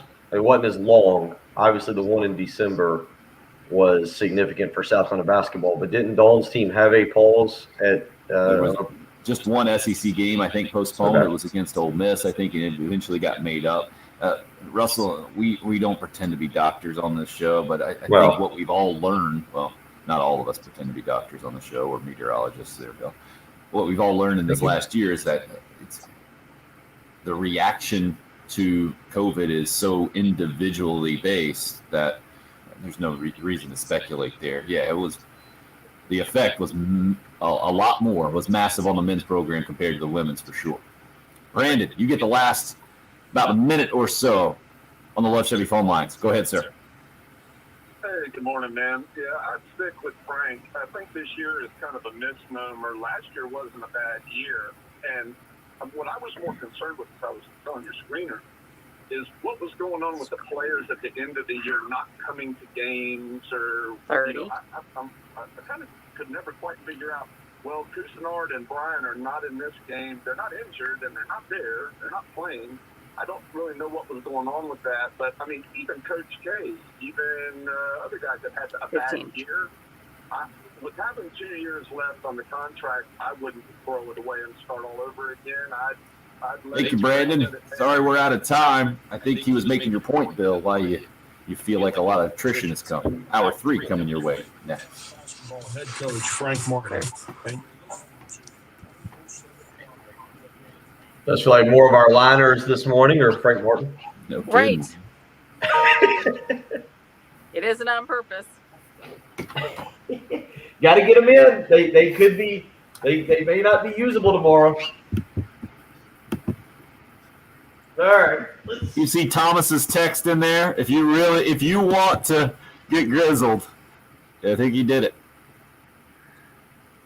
If I want to get grizzled, or if he wants to get grizzled. No, I mean, that one grizzles me. He just does that. That's Thomas. That's typical for what he does. No doubt. At least he's texting the line and not my personal cell phone, so I can live with that.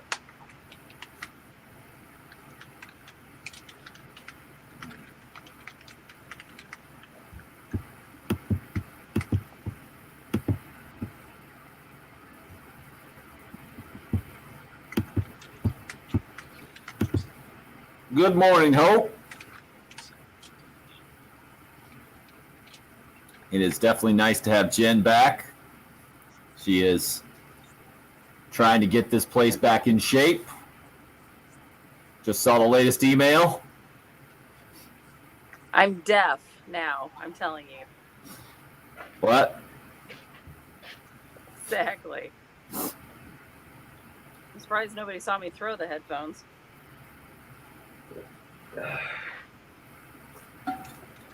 Hope, where are we in our count? Thank you for plugging the YouTube account again. Yeah, we over were the weekend. 631 when the morning started. 600 and what? 631. 631 on the YouTube subscribers, the YouTube channel. If you guys are watching right now, listening right now, and haven't subscribed to the YouTube channel for 107.5 The Game, would much appreciate it. 631, Hope says we're still at. And we actually gave him a morning off. He's been working 7 days a week for a couple of weeks now. And I think he's having laptop issues as well that he's got to go check out. So he's going to do that. Deserves a morning off for sure.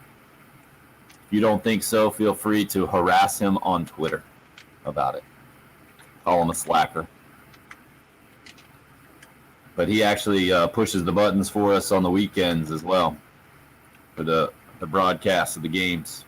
So for the baseball game, basketball games, he's our guy.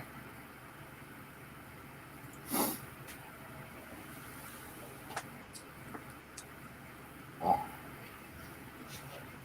wondering why my heater's not working. I haven't plugged it in yet this morning. Pretty brilliant.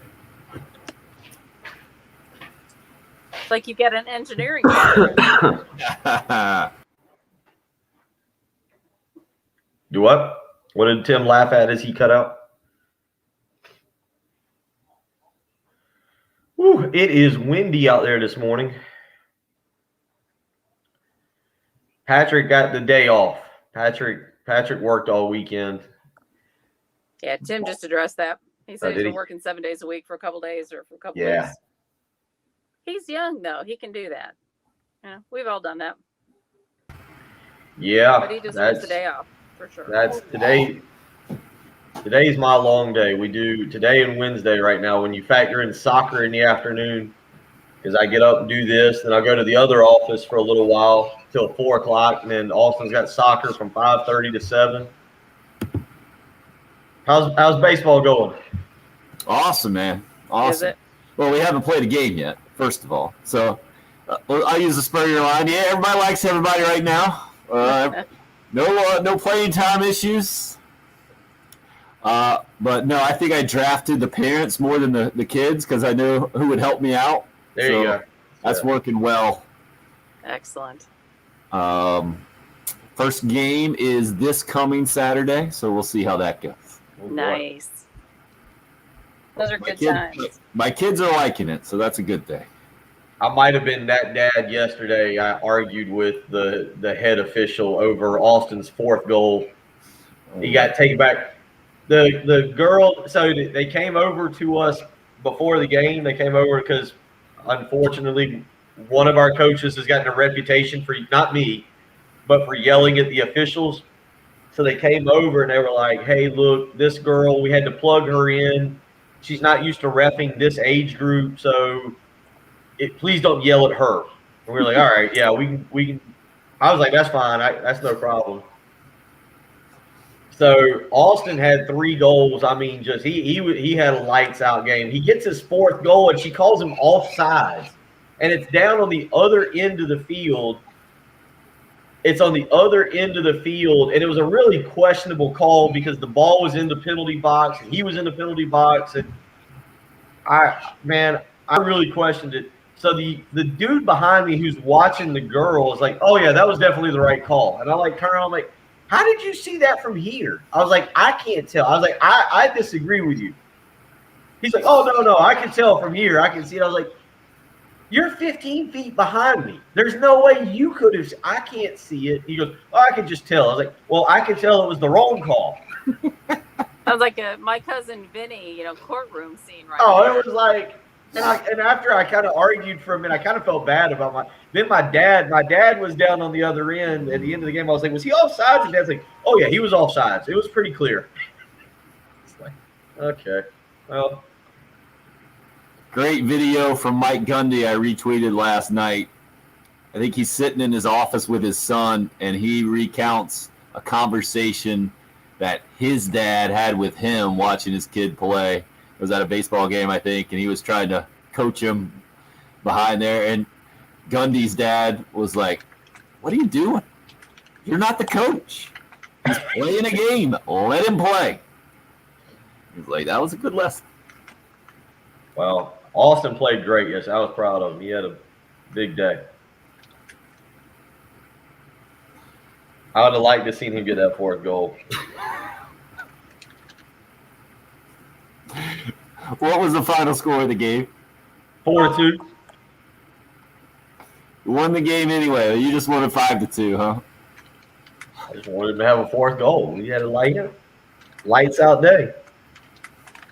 I don't like to see him. I told him he could have some candy afterwards. Wow.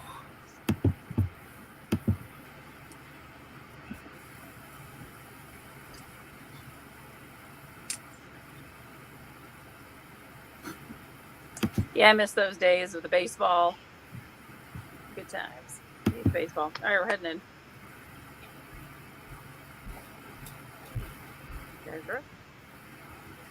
Feel like we just had another great example of that on the video stream during the break. That's why you got to watch the video stream. 6:31 at last check, holding steady on the YouTube subscribers. Any help you can give us with that. That'll put Patrick in a good mood coming back, giving him the morning off, and not happy with that. Clearly, she tunes into the video stream for Patrick and the eye candy that he typically is, I'm guessing, man. Sorry, you're missing out on that. You have to put up with. Well, you probably just listen to the radio now, but you can't get that. Look at that. 803-404-6100 is the number if you would like to join. You can call or text. Gamecock basketball has been the large conversation because, reportedly, Frank Martin and Ray Tanner will be meeting today to talk about moving forward, one way or the other. And it's in a precarious spot. No matter which direction this thing goes, Bill, you would agree with this, right?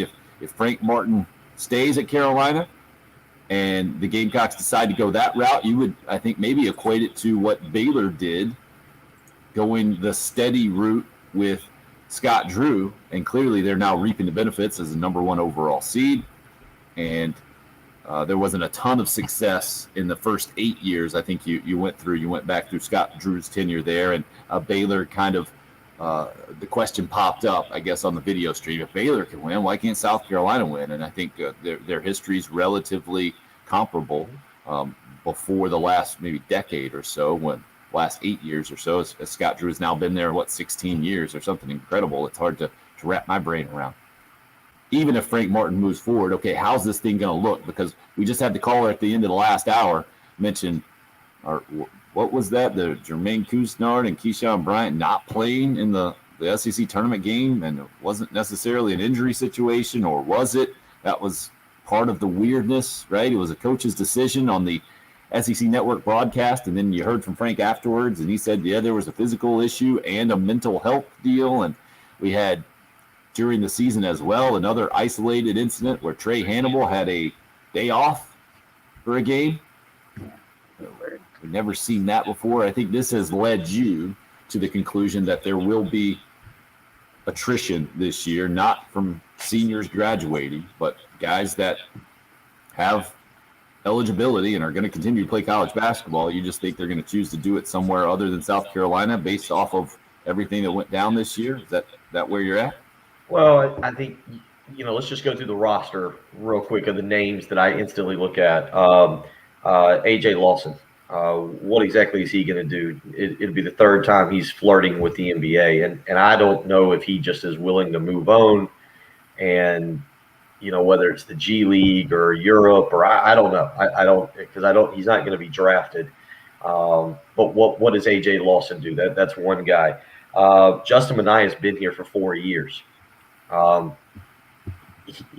he want to stick around and have a 5th year here? There's been injuries, obviously ups and downs. That's another guy that very, very likely could just say, you know what, I've given my 4 years. I don't know where he's at in terms of graduating. Minaya maybe says, hey, I can go overseas and maybe make a couple dollars. I don't know what he's thinking.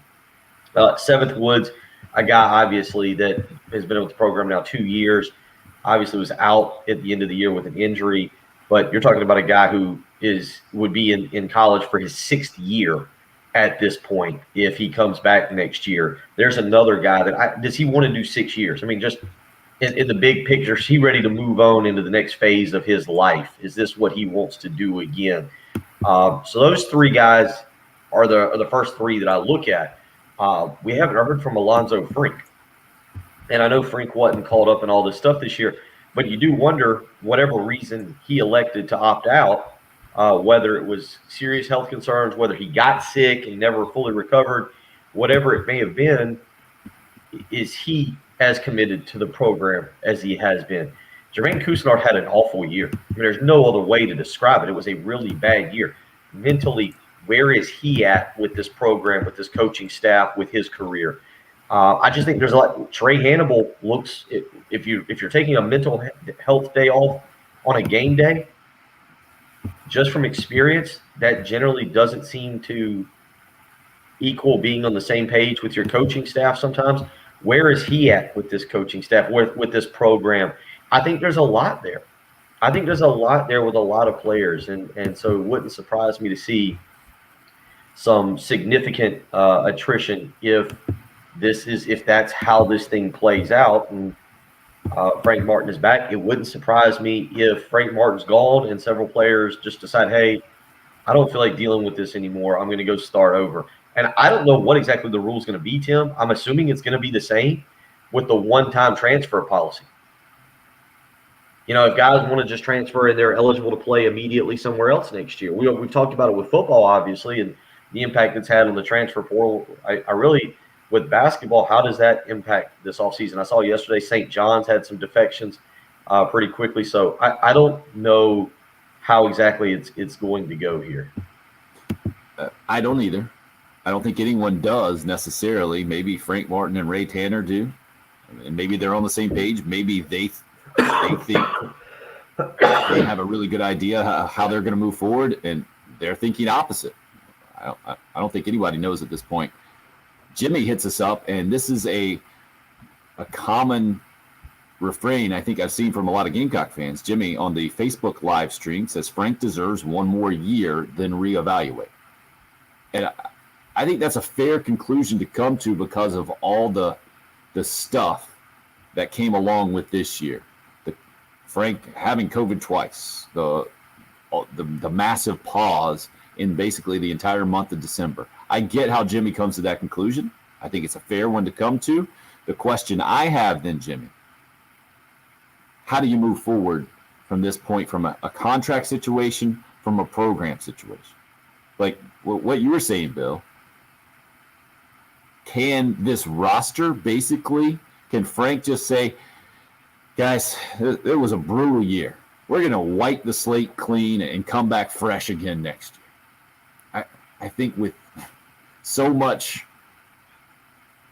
I don't want to say baggage, but I want to say history, I guess. So much history. I don't know if you can do that with all the experience on this team. I don't think it's that easy. And then from a contract standpoint, I think it's nearly impossible to do that. With 2 years left on a contract that you get paid more than $3 million, and then you're looking for an extension, and Ray Tanner be in the position he's in with his fans, right? You just had a bad year. You had the Will Muschamp debacle for the contract. You can't say, hey, we're going to give him more years and pay him a whole bunch of money. I think that would automatically tick off a bunch of Gamecock fans. The good side to basketball recruiting is things can be fixed pretty quickly with basketball recruiting. I don't think the contract's a huge deal. It might set you back.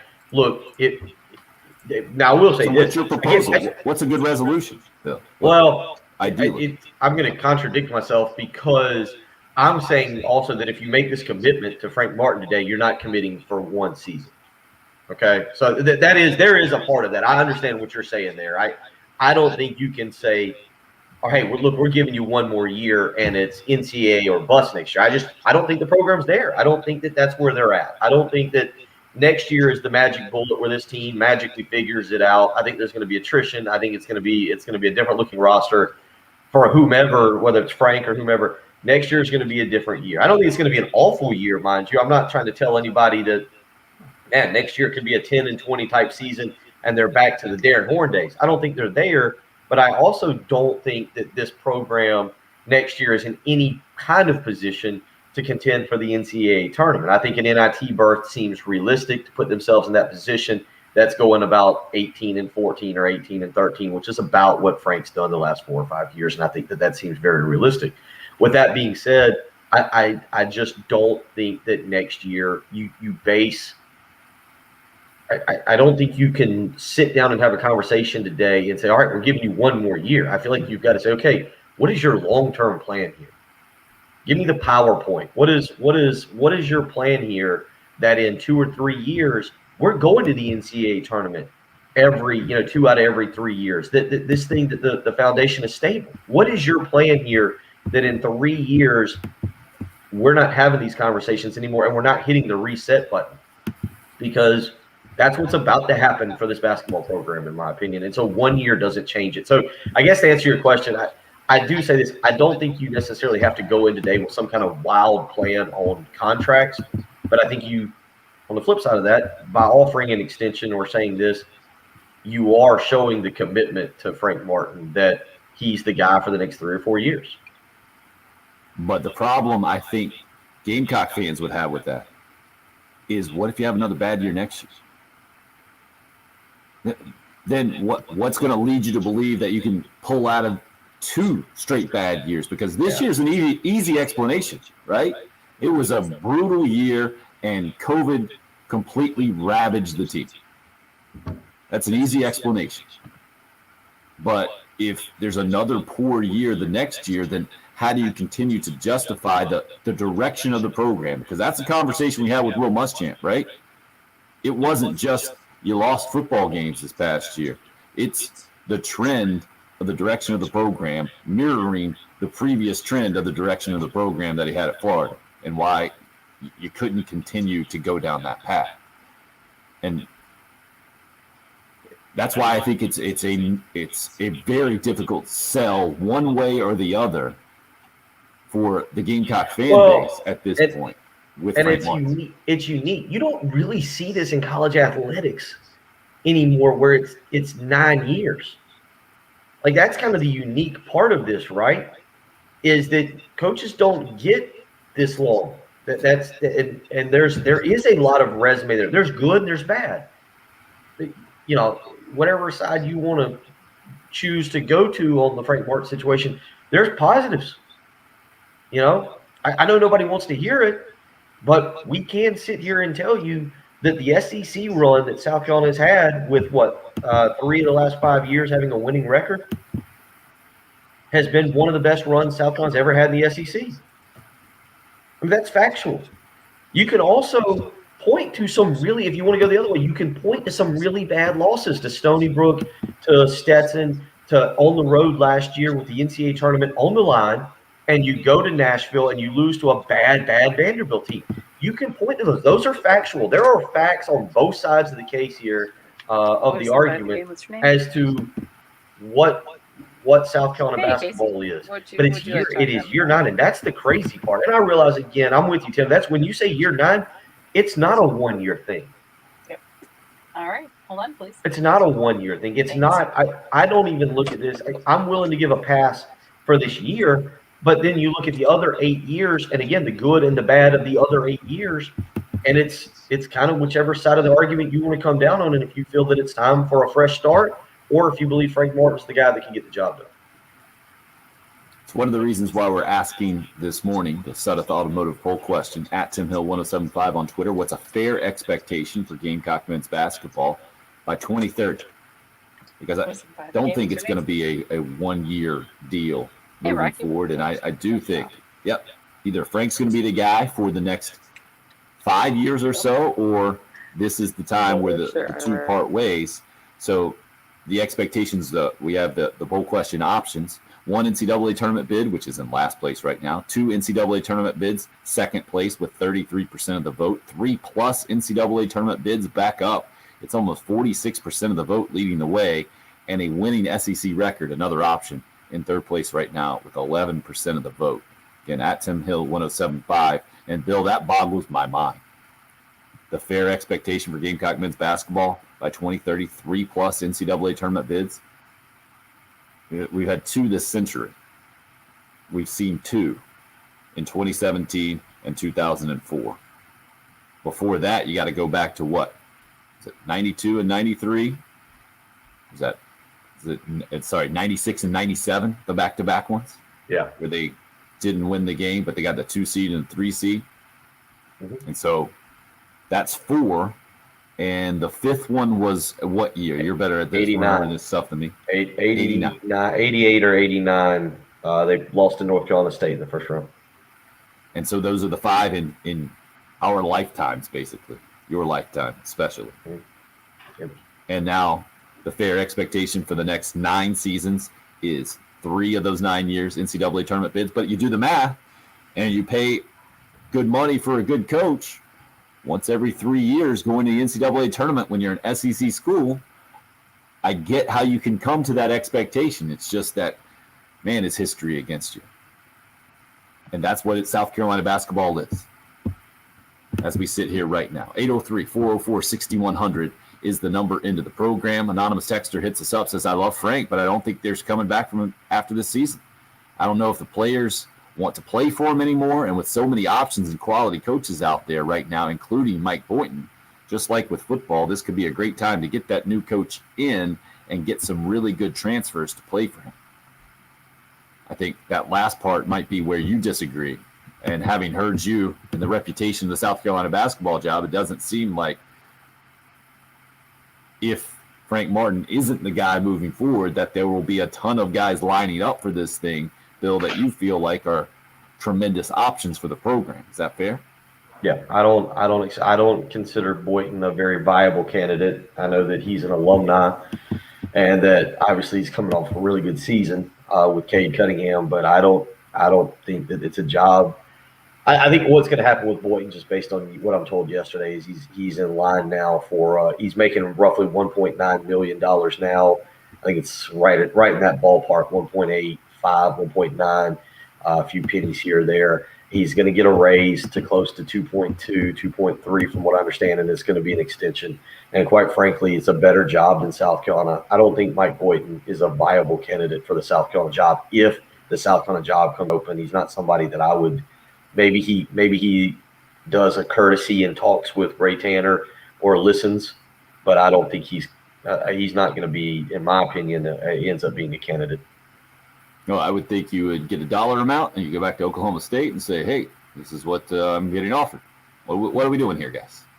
And to be number 4 seed, and the kind of ironically Oklahoma State matching up with Liberty, who the Gamecocks played early this year and it didn't work out well for Carolina.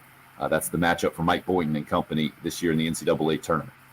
Want to get out to the Love Chevy phone lines as they continue to light up right now, talking about the Gamecock basketball situation. Ray has been waiting most patiently to weigh in. Hey, Ray.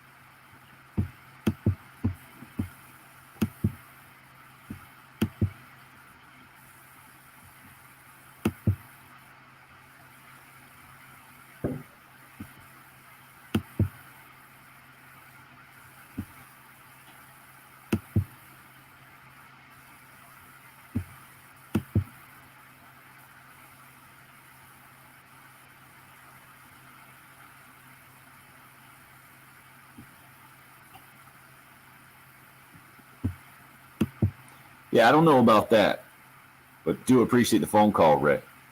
I think with where the program is and how it went this year, you got to have this conversation at this point because it wasn't a typical year. And there were so many different things involved. You got to figure it out one way or the other here moving forward. You put anything in the timing of this discussion, Bill? Yeah, no, I do. I agree. I feel I totally agree. It feels like if I will say this, let's be perfectly clear about this. We are referencing a report that came out over the weekend. I have not independently, and I can't speak for Tim, verified that there is a meeting today.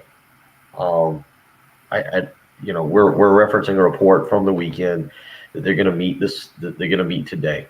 I only say that for clarity because that's what we assumed to be happening. But if they're meeting today, and it is going in the direction that was just brought up, or it feels like the administration or Tanner or Kazan or somebody, whoever's making that decision, has in mind what they want to do, that what they see, that this isn't so much a mutual conversation back and forth as much as the administration is about to sit down with Frank and say, here's what we see, buddy. This is where we're at, and here's where we're going to go. And because if they're meeting today, the caller exactly is right. Normally, Frank likes to take a little bit of time, allow the NCAA tournament to play out, kind of let things settle a little bit, and then move forward. Whereas this feels like the administration is going, no, we're not going to take time on this. We know where we're at. We know what just happened. We know the decisions that need to be made, good or bad. I do agree with the timing on that. If this is true that they're meeting today, if Frank is in town and Ray Tanner and they're meeting this morning or something, I feel that the timing is interesting. To me, the timing of this thing is more a reflection of just everything that has gone wrong and a natural reaction to that. I think you got to get around this thing. I get it that it might be different than years past, but this year we all understand much different than years past as well. we'll continue to have disagreements in how we see things as we roll on, I would imagine. We see you lighten up that Love Chevy phone lines. Plenty of more of your calls as we roll on as well. Talking Gamecock basketball mostly this morning as the March Madness bracket is out on the men's side. The women's will be announced later on today, where South Carolina looking for another number 1 seed, Dawn Staley and company there. Tough weekend for Gamecock baseball. We'll discuss the sweep at Texas. It's the early game here on 107.5 The Game.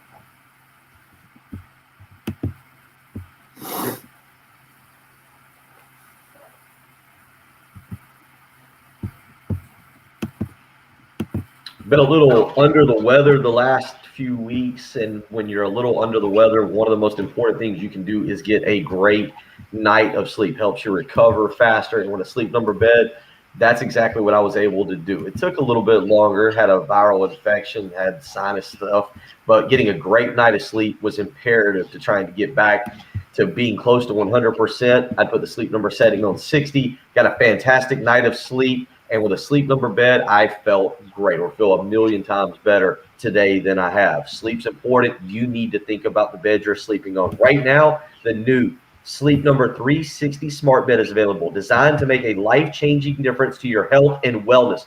Don't miss out on the weekend special. It ends today. You can save $500 on select Sleep Number 360 smart beds, special financing, and free premium delivery when you add a base. But again, it ends today.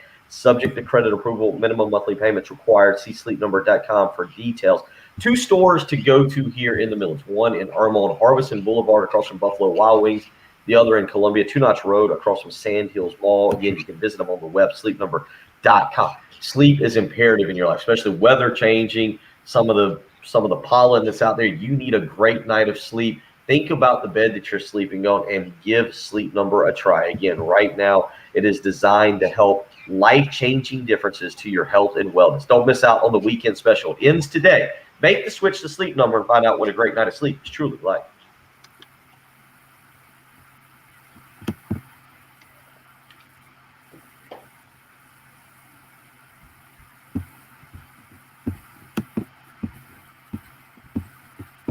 All right, I love Gamecock Larry, but I'm not in the mood to be yelled at by Gamecock Larry about talking about Frank and bashing the team. He's going to have to sit that one out.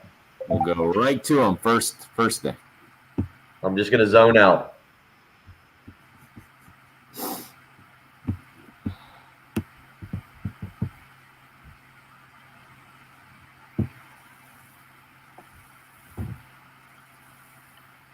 Why does Steve-O think I would want $500? That's $2,000 a month. I want more than $2,000 a month to coach the basketball team.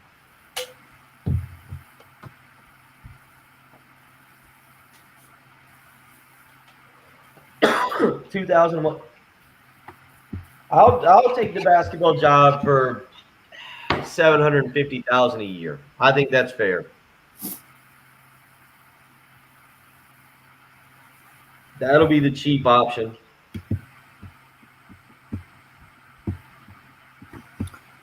I'm enjoying the play-by-play here, Hope. Well done. Yes, thank you. Jimmy, nice job finding the YouTube via the Facebook.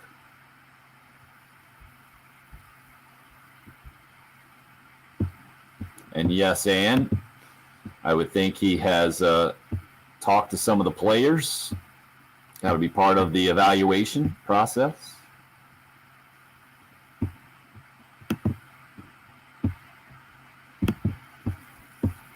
I think Seventh Woods would be an especially interesting one to talk to after having been in the Roy Williams program for a few years.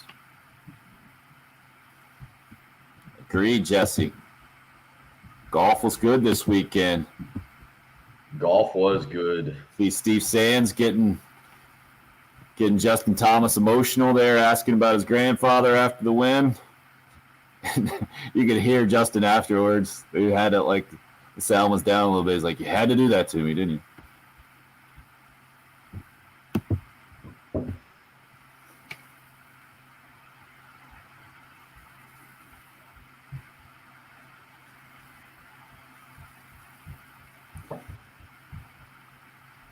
Travis, help me out with that. I'm confused. Gives fans optimism that we are headed in the right direction anymore? think you mean gives fans less optimism, maybe?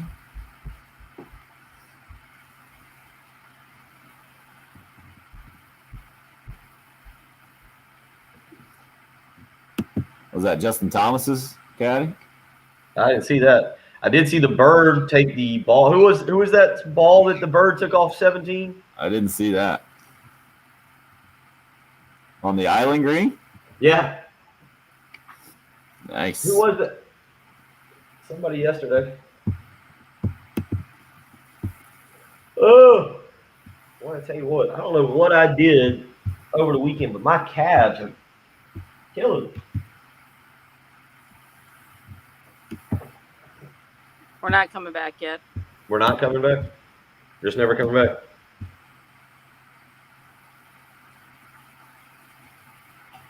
Tricked us there, huh? Oh, you got them combined this hour. That's right. Yeah.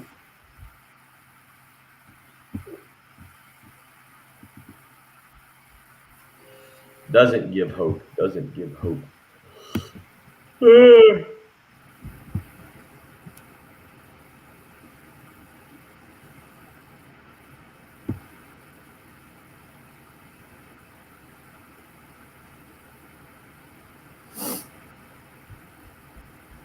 Patrick would be so upset we haven't talked one iota about Drew Brees retiring.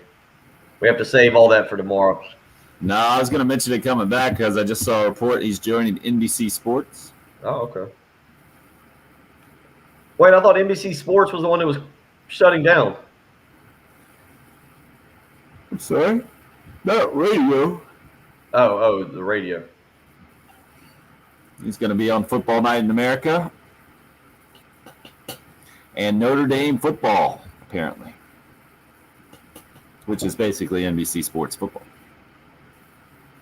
Did Bad Bunny expect to have any stardom when he named himself? Who's that? That's the Levitard poll question today. Oh, nice. What did he do last? Bad Bunny couldn't help but groove to Grammy performance. Heckle Hole was fun Friday, Travis. I raised some good money from Camp Cole. Having them out there was fun. Everybody, I think, took it in stride. I didn't hit every shot in the water, so it was good.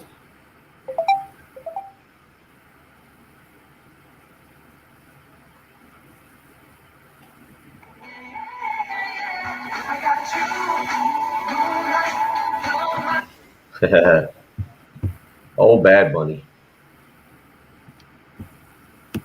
I have no idea what that is. You don't know what Bad Bunny is? Nope. I'm okay with that. How do you not know what Bad Bunny is?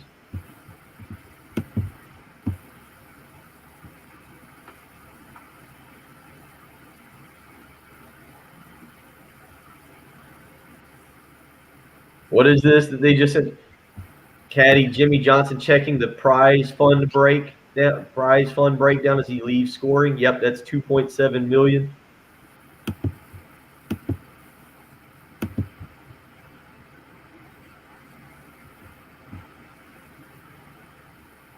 All right, coming back. All the calls are still there. Oh, goody. What's that, Jen? Sorry? We are coming back in, and all of the calls are still there. Cool. All right, guys are up. Talking a lot about Gamecock basketball. Get right back into it in just a second. First, wanted to give you the heads up. Drew Brees going to join NBC Sports, an analyst on Football Night in America, also doing the games, I guess, for Notre Dame football. That announcement just coming here in the last minutes after the announcement yesterday via, Kid Video on Instagram, I think, that he was actually going to retire, spend more time with his family. Not a huge surprise, but just kind of confirming what we all thought. First time it's been official was yesterday. Became official that Drew Brees is done in the game of football. On a different day, we might talk more about that. And I know Patrick, if he was in here from the NFL perspective, would love to get all over that, but that's not what we're talking about today.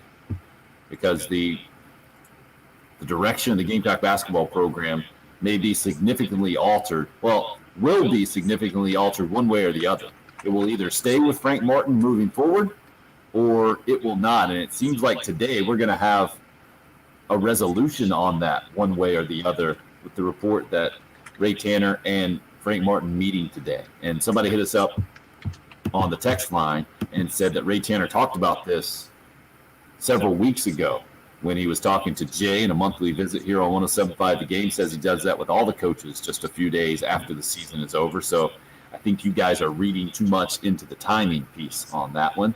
That came originally from one of our callers on the Love Chevy phone lines. Let's get right back there now. Things are busy this morning, as I understand why, I guess. KC is up next, waiting most patiently at this point to get in on Gamecock basketball. Go ahead, KC. Good morning.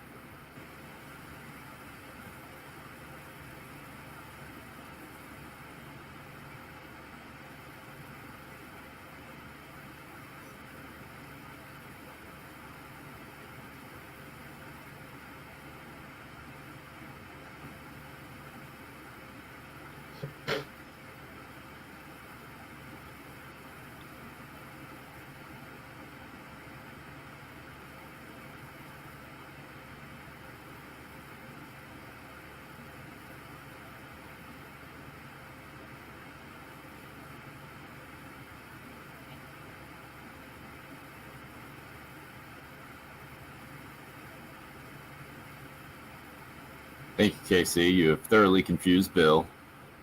Maybe most on the Ja Morant analogy there, because he was offered by Frank and Carolina and just had already established the Murray State path and is going that way. Is that where you're most confused, Bill? Well, and then I didn't understand. Why does he scratch his head with Shaka Smart at Texas? Good question. Not quite sure on that one either. I was confused with it.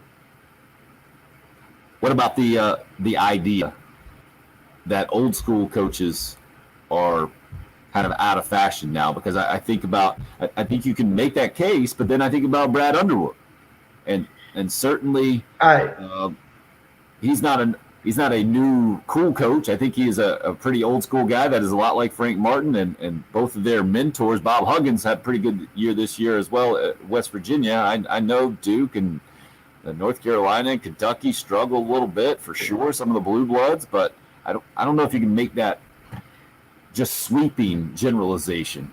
But then I also see Juwan Howard in Michigan had a heck of a year, and maybe that is the future of college basketball. You know what? But this is overstated about old school coaches. Like to me, part of it comes back to recruiting, and when we talked earlier this show about getting a truly dynamic recruiter in place in South Carolina, and when you go back over the years, you haven't had a truly dynamic recruiter.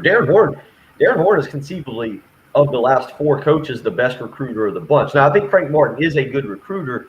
He just has a way of doing things that I'm familiar with that I don't know if it always plays out, how offers are distributed, the attention you have to give to certain recruits, and South Carolina hasn't had that. Bill, I feel like I think we need more details. Do you mean he just is not?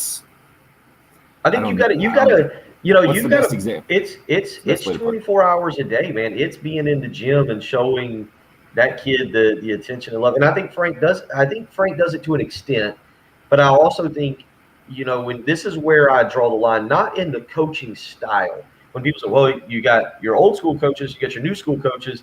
The new school guys are, man, they're aggressive recruiting wise. They're in the gym, they're on the phone, they're constantly doing whatever it takes. I mean, basketball recruiting, again, different, smaller roster, smaller recruiting classes. You narrow down your pod as opposed to football recruiting classes, which are 25 people. You've got 11 different assistant coaches or 10 different assistant coaches, different positions. The head coach has got to be a little bit actually more involved in the straight, what I would say, point of sale of your program. If you're talking FaceTime here, right? Yeah, if you're talking Torian Gray recruiting a defensive back, he certainly needs Shane Beamer's help, but that kid is coming to play defensive back for Torian Gray. Or if Justin Stepp's recruiting a wide receiver, that kid's coming to play wide receiver for Justin Stepp. Now you've got Shane Beamer still involved. Basketball, man, that kid's coming to play for the head coach.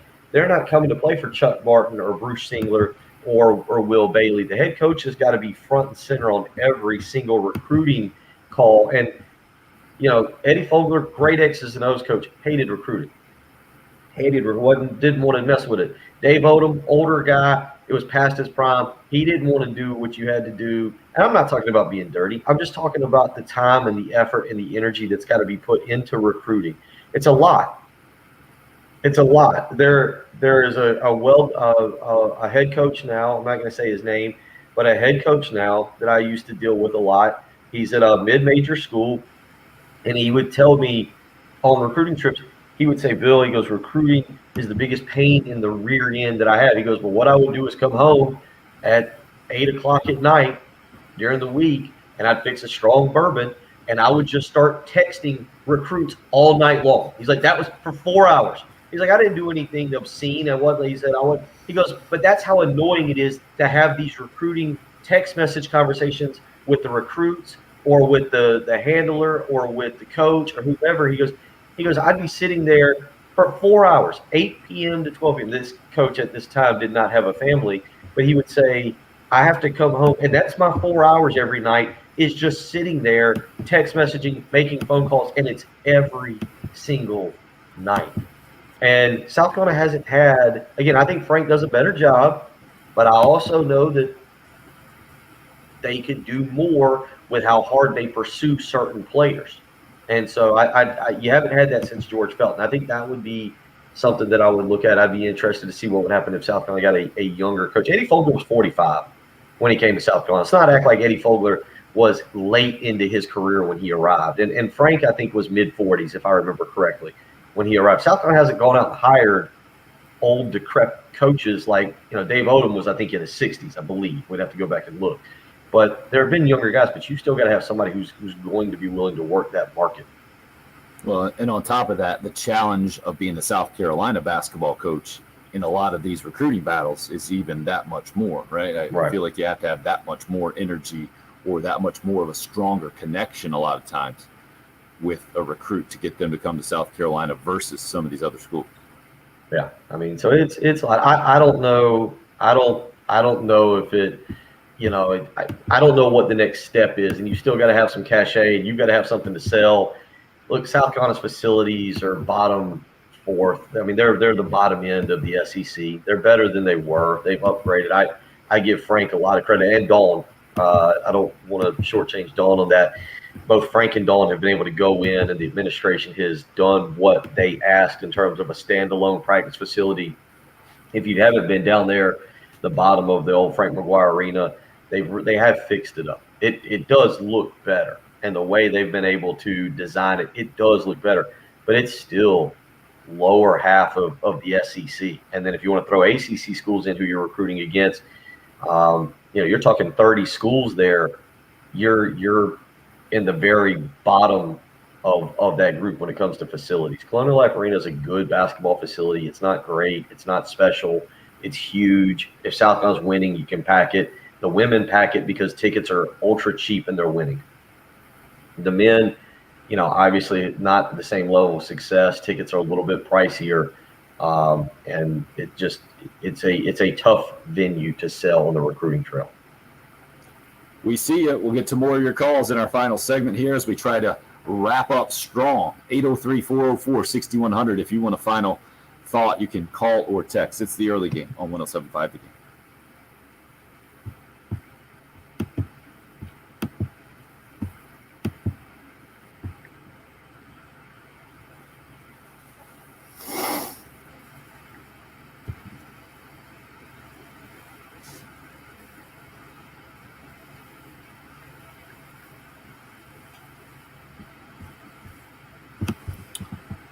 Oh, man, I haven't even gotten to the annoying takes that I wanted to get to today. Oh, it was an awesome weekend. The weather was phenomenal. I actually did not have to cut on the heating and air unit here at the house. Just had the doors open. It felt great. But if you've been around Columbia, South Carolina, if you're new to the area, you're going to find out pretty quickly here. Summer, it's kind of warm. You're going to need that air unit. You're going to want your air conditioner working. That's why I'm already prepping and planning. I've already got in touch with my great friends at AAA Heating and Air. They've come out. They've done some inspections. They've made sure that everything is working good because I'm telling you, we all know this. We've all grown up here. We've all been around Columbia. When the heating and air is needed in this state, you better make sure it's working great. And with AAA Heating and Air, they'll come out. They'll take care of you. Family-owned company. They've been around for 20-plus years. They're phenomenal at what they do. I highly encourage you give them a phone call, 803-677-1500. Go ahead now, get your unit inspected. And how about this? They'll pay you $1,500 to buy back your old unit, plus give you 0% financing with no money down on a new unit. That's taking care of you. That's treating you like family. With AAA Heating and Air, I want to be treated like family because I don't know if you guys and ladies are aware of this. Heating and air, not really my specialty. I don't know what I'm doing. I need an expert. I need somebody I can trust who's not going to rip me off. And with AAA Heating and Air, that is who I trust, who I believe in. They treat me like family. They'll do the same for you. 803-677-1500. Again, that's 803-677-1500. Go see the AAA Heating and Air and go see them. Let them take care of you. Make sure you get that air conditioner running because summer's not far away. You're going to want it. AAA Heating and Air, 803-677-1500. Tell them Bill Gunner sent you.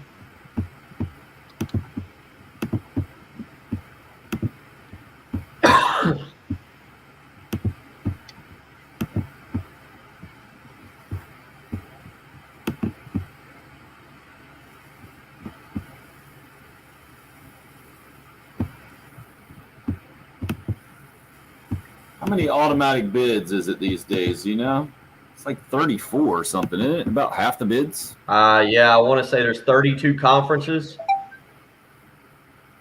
32. It might be up to 34 conferences. So Let's see. NCAA tournament automatic bid.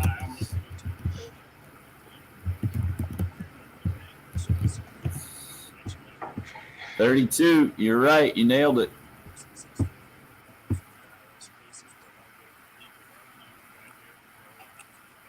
So out of those 32, how many of those teams do you think would have gotten a bid anyway? 8 max? Somewhere in there? would have gotten a bid anyway. Yeah. Or what I'm basically getting at is how many what is the number you have to be in the top what, 35 to get into the double 40, just round up a little bit, 40. top 40? I'd say 40. So if we did 40, that's 28. So you're just saying that 4 would be in there. So I'd say 45 would be the conservative number, right? Top 45 in the country. Yeah. Alan, I didn't mean to. I'm not saying it's a great I was saying it's an average basketball venue. It's Alan on the live stream says, yeah, No, the CLA is not a great. It's an average venue. There's nothing special about it. South Carolina doesn't have good basketball facilities. What they did with Frank McGuire Arena is nice. It's nicer, but it's still not good. But no, I agree with you. It's a hard sell, man. The Colonial Frank McGuire Arena would be a better sell as a home basketball venue than Colonial Life Arena because it's smaller, it gets louder.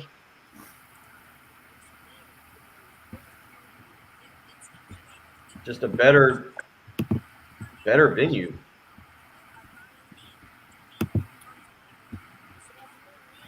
No problem, Al. Just starting the week. Looking for a good disagreement. I like it. That's what we're here for. So, Jen, we still got the other callers there, Rocky and Gamecock Larry. And Gamecock Larry did just hang up, so nurse must have come in or something. God bless him. Yeah. But he was not happy you guys talking so much about Frank maybe leaving, so just, shape it up. We'll shape it up for sure. So, yeah, so for those who didn't hear the update earlier on, you said that he is in the hospital and had a minor stroke. That's what they were thinking, that he had a minor stroke. And that's what he's saying. He said, but, they're doing tests, so I'm fine. I'm good. Classic Gamecock Larry. American hero. Yeah. Yeah, I see him like having some kind of a compound fracture in his leg and being like, it's a flesh wound. Come on. Step it up.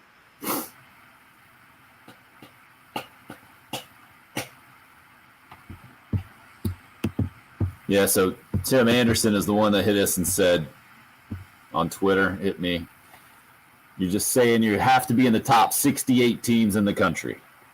No, that's not quite it, man. And then Thomas's take was saying, what on Frank Martin's resume thinks you can get him to turn it around? Like, Final Four? What else do you need to see on the resume, man? All right, head back in. Head back in.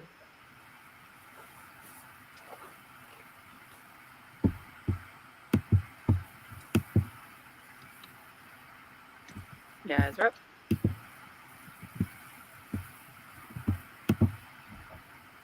Final minutes here. This poll is going official very quickly. At Tim Hill 1075, I'm going to sneak in a final vote. A fair expectation for Gamecock men's basketball by 2030 about NCAA tournament bids or a winning SEC record. Those are your options on that poll question. Wanted to get in one more quick phone call on the Love Chevy phone lines at 803-404-6100, talking a lot about Gamecock basketball. The report is that Frank Martin will meet with Ray Tanner to discuss the future today. Rocky is up now. Hey, Rocky.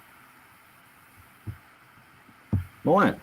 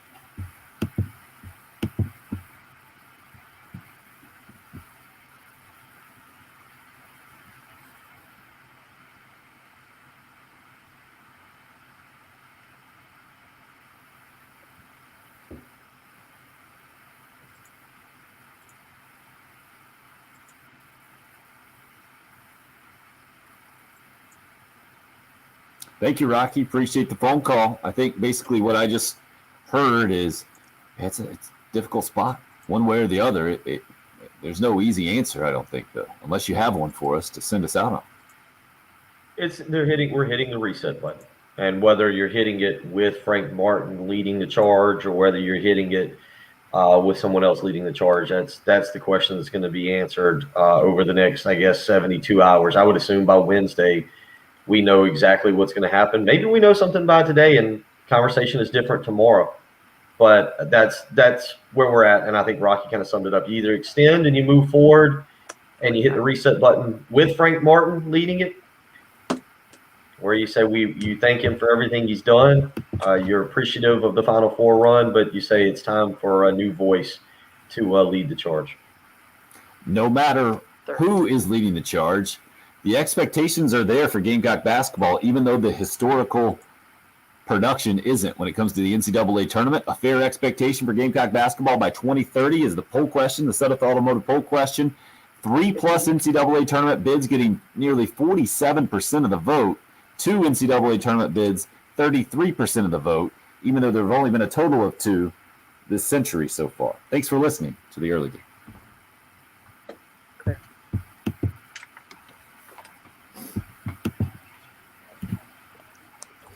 All right, that's that.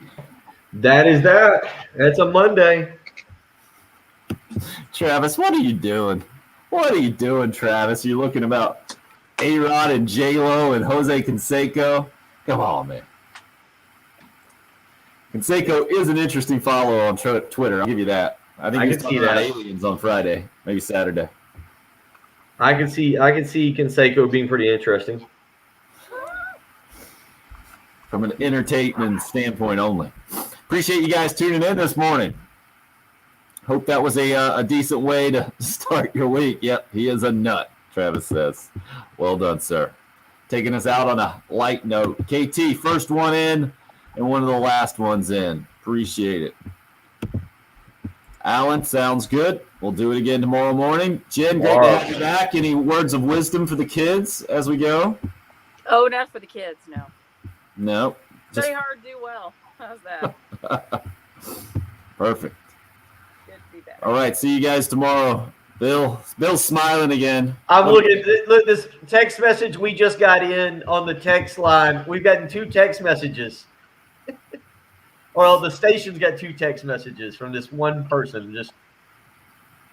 Just Read them. Read them. Just calls us head cheerleaders. We're head cheerleaders. Aw.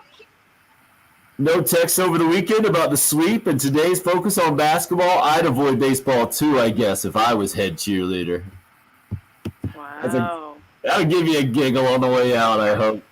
Good stuff. Yes, Thank you, guys. be a little All right.